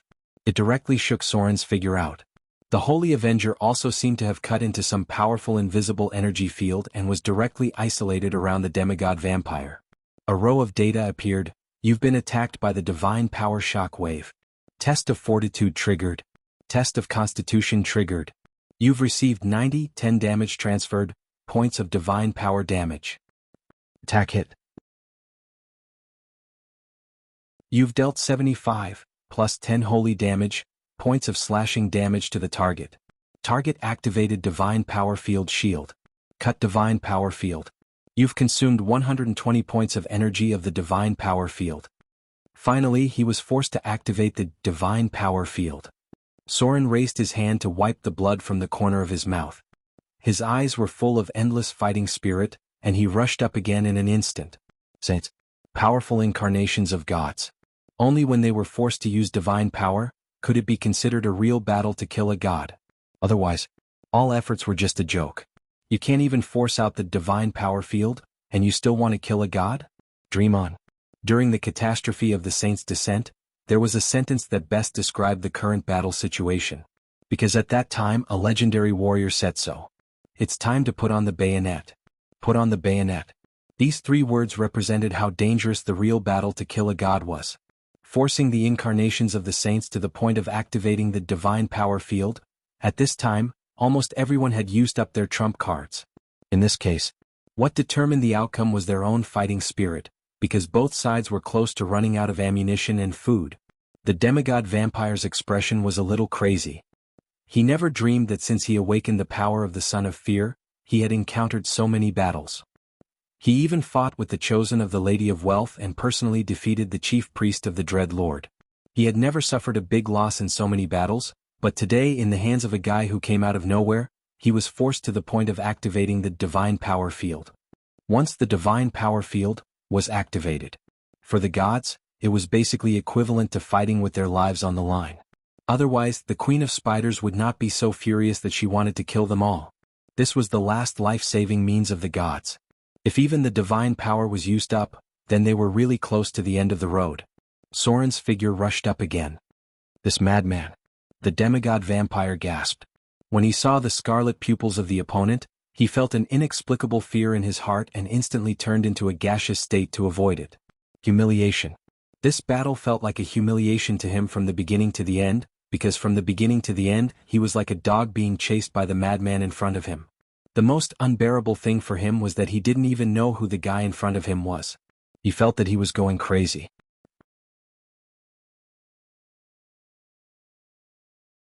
Chapter 448. Vampires were very powerful creatures. High-level vampires were comparable to liches. They were born with the ability to dominate humans. They could transform into bats, gas monsters, and so on. They could also absorb energy to reduce the enemy's profession level by 2. Their natural racial characteristics gave them a very high damage reduction ability. At the same time, their claws and teeth were regarded as natural magic weapons. They themselves had the characteristic of quick healing. They had at least 12 HP, the same level as barbarians, and they also had natural extra armor plus 6. They were children of the night, and could create derivative. After transforming into a vampire, strength plus 6, agility plus 4, intelligence plus 2, wisdom plus 2, charm plus 4, and so on. However, all of these were actually useless. The demigod vampire was still being chased by Soren like a dog. All of his corrosive abilities were ignored by Soren's incomparable resistance. Dominate humans, absorb energy, transform, natural magic weapon, quick healing, damage reduction. Soren spun his two-handed sword like a windmill. No matter how high your damage reduction was, no matter how amazing your recovery ability was, as long as you were touched by the Holy Avenger, you would be turned into a human again in minutes. There was a saying, in the world of martial arts, only speed is invincible. Soren had no doubt that with his current explosive state, even if someone was shooting at him with a machine gun, he felt confident that he could block those bullets. At this moment, he finally experienced the feeling of the legendary Grand Swordsman blocking bullets with his saber during the Battle of the Golems. It was undeniable. Although Soren chose the path of a rogue, in fact he had been influenced a lot by the Sword Saint. He had the extreme pursuit of the Sword Saint in his heart, but he did not have the belief of facing death with equanimity like the Sword Saint. In the case of pursuing both lethality and survival, Soren chose the path of a rogue. Perhaps all melee professions were more or less influenced by the Sword Saint. After all, the existence of the Sword Saint itself was a kind of benchmark. Speed, strength, burst, resistance, damage dealt, and opportunity presented itself. Soren did not doubt this at all. If he couldn't kill the demigod vampire today, then it would be even more difficult for him to kill him in the future. It was such a heaven-sent opportunity. He had obtained the Tier 5 divine equipment, Holy Avenger, under such circumstances, and he also had a bunch of Saint Samurai by his side. He did not have to face the followers of the Vampire Church as cannon fodder, nor did he have to worry about others interfering with his battle. To a certain extent, this was an opportunity that could not be replicated. Soren had to seize this opportunity no matter what. Shadow Leap. Sword form, waist cut. Soren was able to wield a two-handed sword smoothly because his omnipotent hands allowed him to wield any weapon with ease. More importantly, Soren's combat techniques were all very violent, and they were all performed with heavy weapons. Regardless of whether it was sword form heavy hack, sword form beheading, sword form waist chop, sword form spinning strike, or other combat techniques, almost all of them could not be used with small or light weapons. Using a two-handed weapon was better than using a one-handed weapon. Especially when using sword form, waist chop, and sword form beheading, the demigod vampire did not even dare to take any of them head-on. Clang. The holy light exploded like fireworks, and the expression of the demigod vampire became more and more ferocious. In the end, it was already a crazy look. At this moment, he had already lost the handsome aristocratic demeanor at the beginning. He was now disheveled and ragged. Because of anger and madness, his pupils gradually turned red, and his face became pale with a dark green gloominess. The corners of his mouth finally revealed very obvious fangs, the outline of his face became cold and cruel, his jaw was obviously sharp, dark green nails appeared on his fingers, and his skin seemed to have a metallic luster. Vampire form. Soren's second round of outburst finally completely angered the demigod vampire, so that he could no longer maintain his handsome and elegant appearance and revealed his true appearance. Damn you. I'm going to tear you into pieces. In the form of a vampire, Reinhardt's speed had obviously increased a lot. His dark green claws were covered with an indescribable radiance of energy. If other vampires had claws and fangs that were equivalent to natural magical weapons, then as the god of vampires, Reinhardt's claws must have reached the standard of legendary weapons. Clang. Sure enough, as Soren expected, the demigod vampire used his claws to parry Soren's attack. The collision of the two directly made a metal-like sound, but it was obvious that there was a clear sword mark on the demigod vampire's claws, and there were traces of holy energy burning on it. Although the recovery speed was very fast, the suppression effect of the Holy Avenger was still quite obvious. On the other hand, Soren, who was holding the Holy Avenger, had no problem. After a round of collision, Soren did not suffer any damage, but the demigod vampire received 10 points of holy damage and 15 points of shadow erosion damage. Shadow Strike would take effect as long as it came into contact with the enemy. Not all of the damage was applied to the demigod vampire, and the shield effect of the divine energy field was still there. The opponent relied on his strong recovery ability to resist some of the damage, and the other part was transferred to the energy shield. I must break the critical point of his defense. Soren's pupils shrank slightly, and his whole person disappeared again. The next moment, the brilliance of the Holy Avenger was like a whirlwind, directly sweeping toward the demigod vampire in front of him. Clang, clang, gotcha.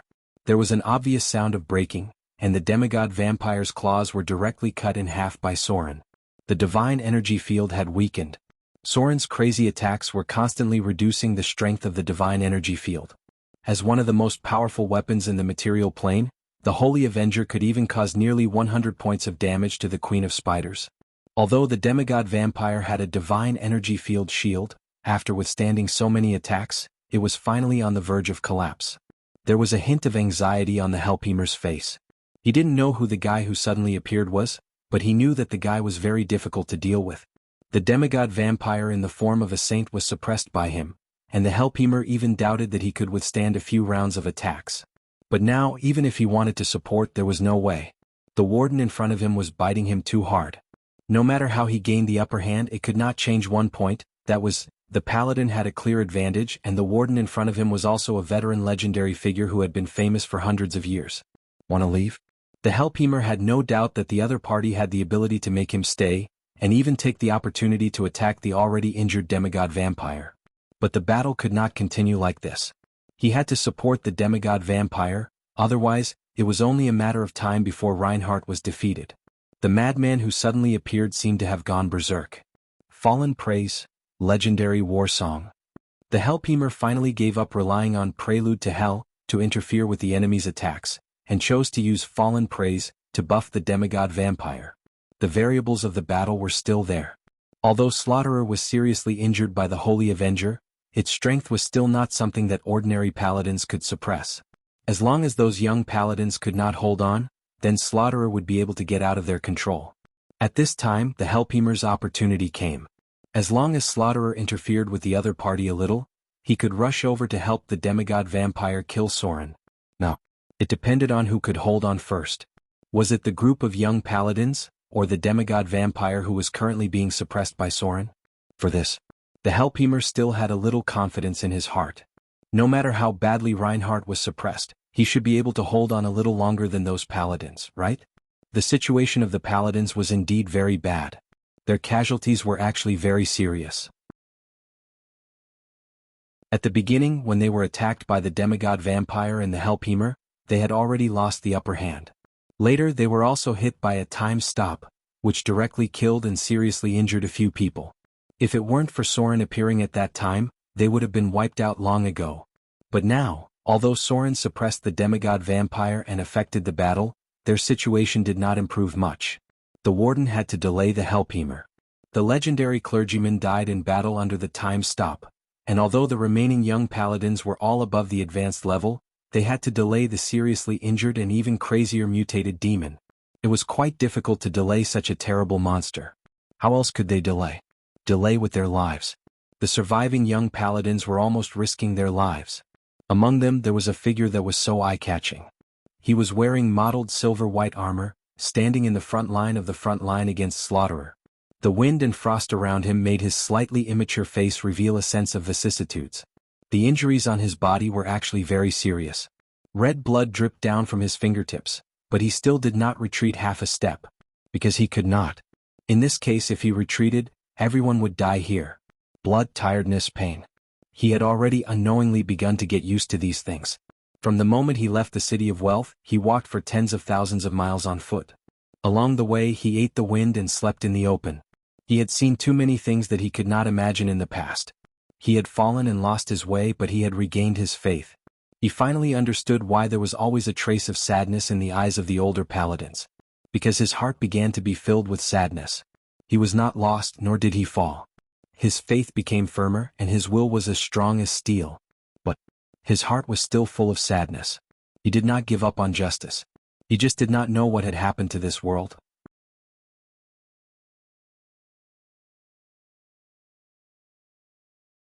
Chapter 449. The situation of the paladins was not good. A challenge rating of 21 was indeed not something they could deal with. If it weren't for one of the figures who was clearly covered in blood, but still relied on faith and will to fight in the front line, perhaps the demon would have rushed out long ago. This young paladin had been seriously injured. If it weren't for a paladin who was attacked by the demigod vampire at the beginning, he would have died under the claws and fangs of the demon. Unyielding will. No matter how strong his will and faith were, allowing him to still burst out powerful combat power in a seriously injured state, one thing was still unchangeable, that was, his vitality was constantly flowing away. And when his vitality was completely lost, no matter how strong his faith and will were, he could not change his fate of dying. Soren seemed to be aware of the change in the battle. His offensive became more and more violent, and he did not even dodge the counterattack of the demigod vampire. He directly relied on his strong physique and the strong resistance after transforming into a slaughterer to fight the enemy head-on. The demigod vampire's celestial force field had been broken by Soren. Every attack of the Holy Avenger made the enemy's injuries rapidly worse. Even if the Holy Form had thousands of vitality, it could not withstand the Holy Avenger's head-on attacks. Pucci. Soren's chest was penetrated by the claws. Although it did not hurt his vital parts, it pierced his lungs and suddenly his breathing became a little chaotic. Kacha. The palm of the demigod vampire was directly cut off by Soren with the Holy Avenger, and one of the dark blue claws was suddenly missing. He did not even think about it and swung his sword again to cut the enemy's waist. Sword form, waist cut. With a cold light, the waist of the demigod vampire was directly cut in two by Soren. But just as his body was about to be cut by Soren, suddenly a smoke came out, and then the figure of the demigod vampire turned into bats flying in the sky. Bat form. The last life-saving means of high-grade vampires. This trick may be close to an unsolvable thing for many people, because in the face of flying bats, they did not know which one was the body of the demigod vampire. As long as the other party's main body escaped. In that case all the previous efforts would be for naught. The saint form could heal his injuries in a very short time. However, the bats that filled the sky were not a problem for Soren. How many bats are there? He couldn't tell at first, but there were at least 100 of them, right? With so many bats flying out, it would be very difficult to capture the target's body. Therefore, Soren put away the Holy Avenger the moment the enemy turned into a bat. He had experience in dealing with legendary vampires and had already thought of a strategy to deal with them in their vaporized form and bat form. Even if he was facing the god of vampires, Soren still had a way to deal with these bats. Spinning slash. Clang. Soren's legendary curved sword icing death and another curved sword appeared in the palm of his hand. His figure rose into the air in an instant. Just as the body of the demigod vampire burst into bats, the two curved swords formed a terrible sword storm. The cold sword directly formed a curtain, sealing all the nearby space. How fast could the bats be? With the curved sword, legendary ability, the slaughter form, all kinds of buffs activated greater haste, his agility temporarily exceeded 30 points, and at the same time he mastered greater dual wielding. How fast could Soren's swords be at this moment? Pada, pada, pada. The vampire bats fell from the sky like rain. Before they could fly more than a meter, a large number of them had already fallen to the ground. In terms of attack speed, although Soren was not as good as the purebred blade master who had a basic speed +1 every 3 profession levels, he was confident enough to fight against any other melee profession with greater dual wielding. No matter how many bats the demigod vampire transformed into, they had to fly out of his body first. In such a narrow space and dense situation, it would be a joke if Soren's dual swords couldn't clean up these vampire bats at the same time. What kind of agile rogue was this? If he couldn't even kill these bats, he might as well find a piece of tofu and kill himself. Bang! The bats that burst in the black fog were instantly cleaned up by Soren, but because there were so many of them, there were still a few that escaped. Clang! Soren didn't say anything and directly threw out the curved sword in his hand. First it was the spare rare curved sword, and then he threw out the legendary curved sword Icing Death. He instantly killed 2 bats that were a few meters away. There were still 3 bats left that escaped, and they fled in 3 different directions. Soren's expression was calm. The Elven War Bow +2 appeared in his palm. In an instant he aimed at the bat on the left, and the arrow flew out instantly, killing one in an instant. Vampire bats were vampire bats after all. They would not suddenly become supersonic fighters. Even if there were a lot of them, they lost most of their effect after Soren's first round of attacks. Swoosh! The second arrow was shot at the bat on the right, and the arrow nailed the target at once. Shadow Leap. Sword form, Heavy Hack. After killing the remaining vampire bats with 2 arrows, Soren didn't think much. He pulled out the Holy Avenger in an instant, and his figure disappeared in an instant. Then he jumped and slashed at the last vampire bat. Clang! The vampire bat turned into black smoke and returned to its human form. The demigod vampire tried to block Soren's attack with his claws, but what greeted him was a third round of crazy attacks.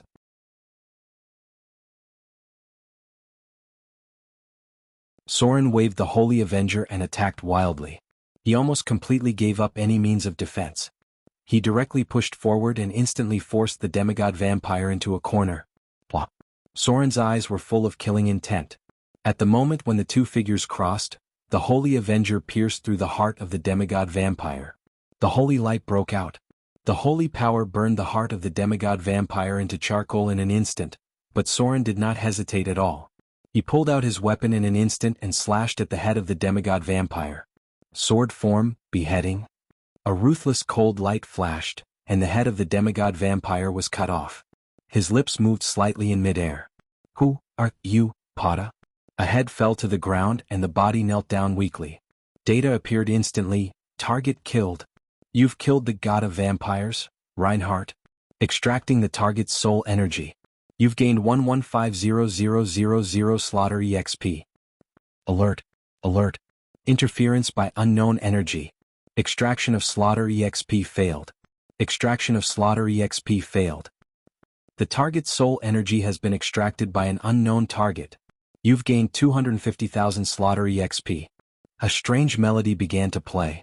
Just when Soren's crazy attack forced the demigod vampire into a corner, the figure of the Hellpemer suddenly gritted his teeth and opened up a distance with injuries. Everything happened in an instant. When Soren pierced the heart of the demigod vampire and cut off his head at the same time, the Hellpemer also suddenly crushed the magic flute in his hand, and then an indescribable strange melody echoed around. Hell's Requiem. Legendary war song. Soul Trap. The target of the sudden burst of power was not the other people present, but the demigod vampire who died in an instant under Soren's hands. The Hellpemer was holding a strange black crystal in his palm.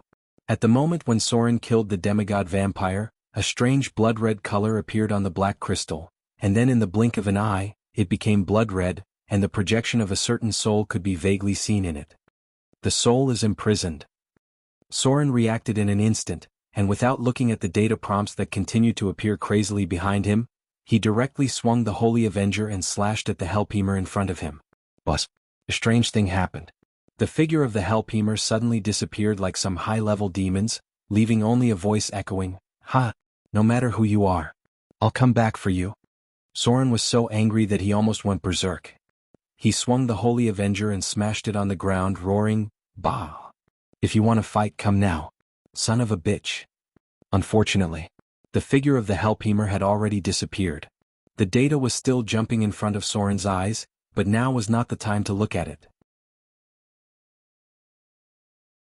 He stomped his feet with hatred, directly swung the Holy Avenger and rushed to the alien demon in front of him. This time it was really a miscalculation. Soren never dreamed that the Hellpemer would actually use the soul-sucking technique at that time, directly imprisoning the soul energy that he should have absorbed into the crystal. Slaughter EXP was essentially soul energy. The Hellpemer used the soul-sucking technique to imprison the soul of the demigod vampire, which was equivalent to absorbing most of Soren's Slaughter EXP. How could Soren not go berserk? But fortunately, the demigod vampire was dead, and the soul-sucking technique could only take away the soul, but not the other forces in his body, so Soren only lost a large amount of Slaughter EXP. The only thing that worried him a little was that the relationship between the Hellpemer and the demons was unclear. In this case, he suddenly made a move to imprison the soul of the demigod vampire, and he didn't know what he was planning. However, for now it was better to kill the alien demon behind him first. A high-level demon could more or less make up for his losses. With the Holy Avenger in hand, there were not many good opportunities to kill people like this.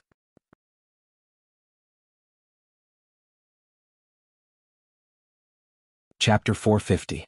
Soren was full. In fact, he had never felt as full as he did today after activating the Slaughterer transformation. This feeling was not brought about by killing the demigod vampire, but the satisfaction after killing the mutated demon. The slaughter thirst that troubled Soren after transforming into the Slaughterer seemed to have obtained an unprecedented satisfaction the moment he cut off the mutated demon's head with the Holy Avenger. All of a sudden, Soren was completely free from the influence of the slaughter thirst. He did not know why. Soren had no clue about this. He could only see a row of data in front of him. Killed mutated demon. Extracting target's soul energy. You've gained 35,000 Slaughter EXP. Unknown mutation. Extracting unknown energy. Divine power conversion. Unknown mutation in Slaughterer transformation. Slaughterer transformation in Slaughterer transformation. Divine power conversion complete. Partial demonic characteristics conversion. It was such a brainless data prompt. Killing the mutated demon did not give a lot of Slaughter EXP, probably because its body was still in the bottomless abyss. Many summoned creatures would not really die because of this situation, such as high-level demons, and elementals. Although they had their own bodies, what really affected them was the characteristics of their souls, something that Soren could not figure out. The soul was too mysterious. High-level demons would definitely be affected to a certain extent after being summoned and dying, but they rarely really died because of this. Otherwise, the corpse of the summoned creature would not disappear as an energy form. Soren had a lot of data in front of him. Target killed. You've successfully killed the god of vampires, Reinhardt. Target is in saint form. Extracting target's divine power. You've gained 9 divine points. Target has the ability of divinity. Absorbing target's divinity power. Extracting target's divinity. You've gained 5 divine points. This was the first row of data that appeared, but it was just the beginning. There were some data that Soren could not understand, but he could clearly feel that he seemed to have merged with some kind of power. Successfully killed a deity.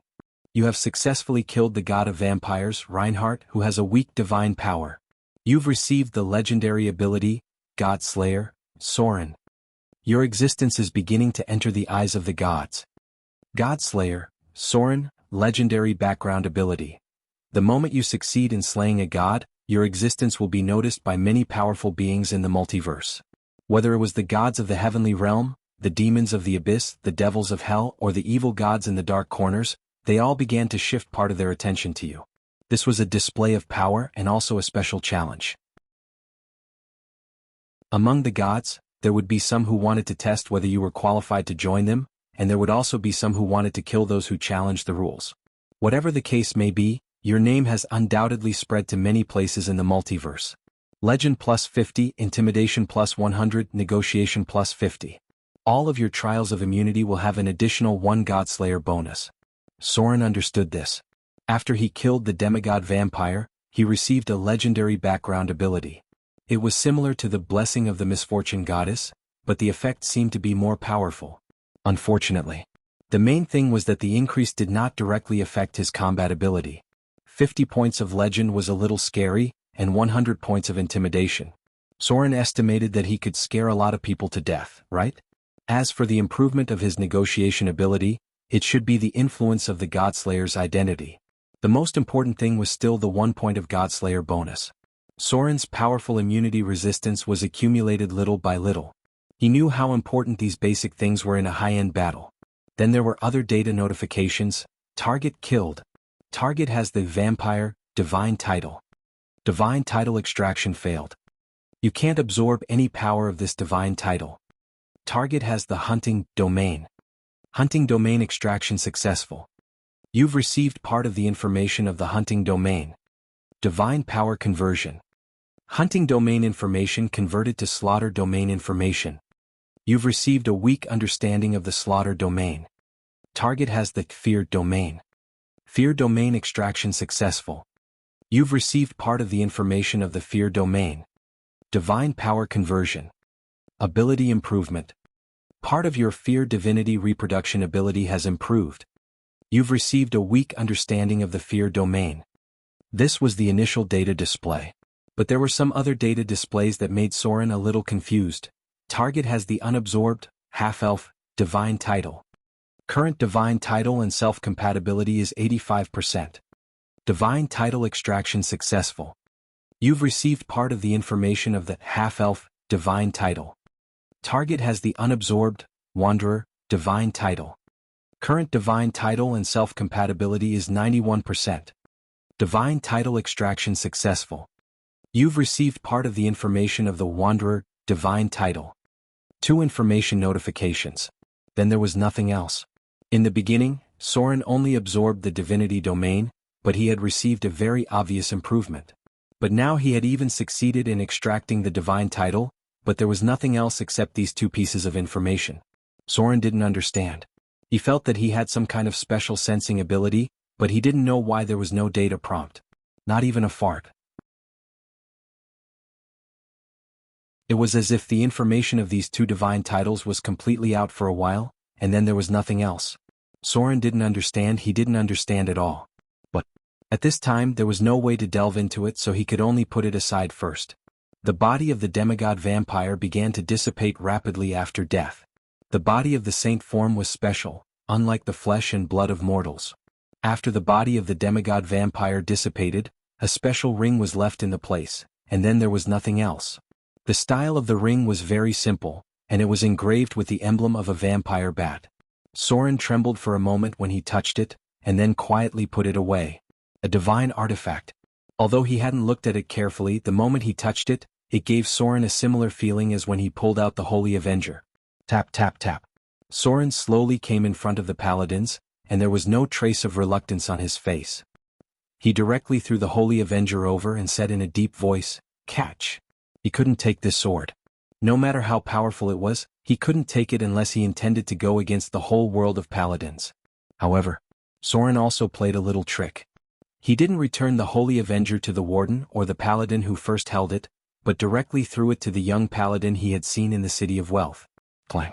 The young paladin's expression was a little dazed. His broken silver armor was full of scars, and his cloak was stained with blood.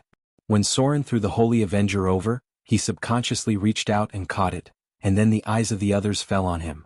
He was seriously injured, but he still stood straight. Different from Soren holding the Holy Avenger, this artifact immediately emitted a dazzling holy light after it fell into his hand. The young paladin's expression was still very dazed, and he turned his eyes to the warden next to him. "You take it first." The warden's face was very surprised. One was that Soren would throw the Holy Avenger to him, and the other was that the Holy Avenger had such a strange change after falling into his hand. The Holy Avenger recognized this young man. Soren's mouth showed a smile. He gently tightened the anti-detection cloak and turned to walk into the darkness. "Stand firm in your beliefs. Young man. The future world will need your strength." This time, Soren didn't hide anything. His voice shocked the young paladin instantly, and he immediately looked up at his back. However, at this moment, Soren had gradually merged into the darkness and disappeared in front of their eyes. Only his words remained in place.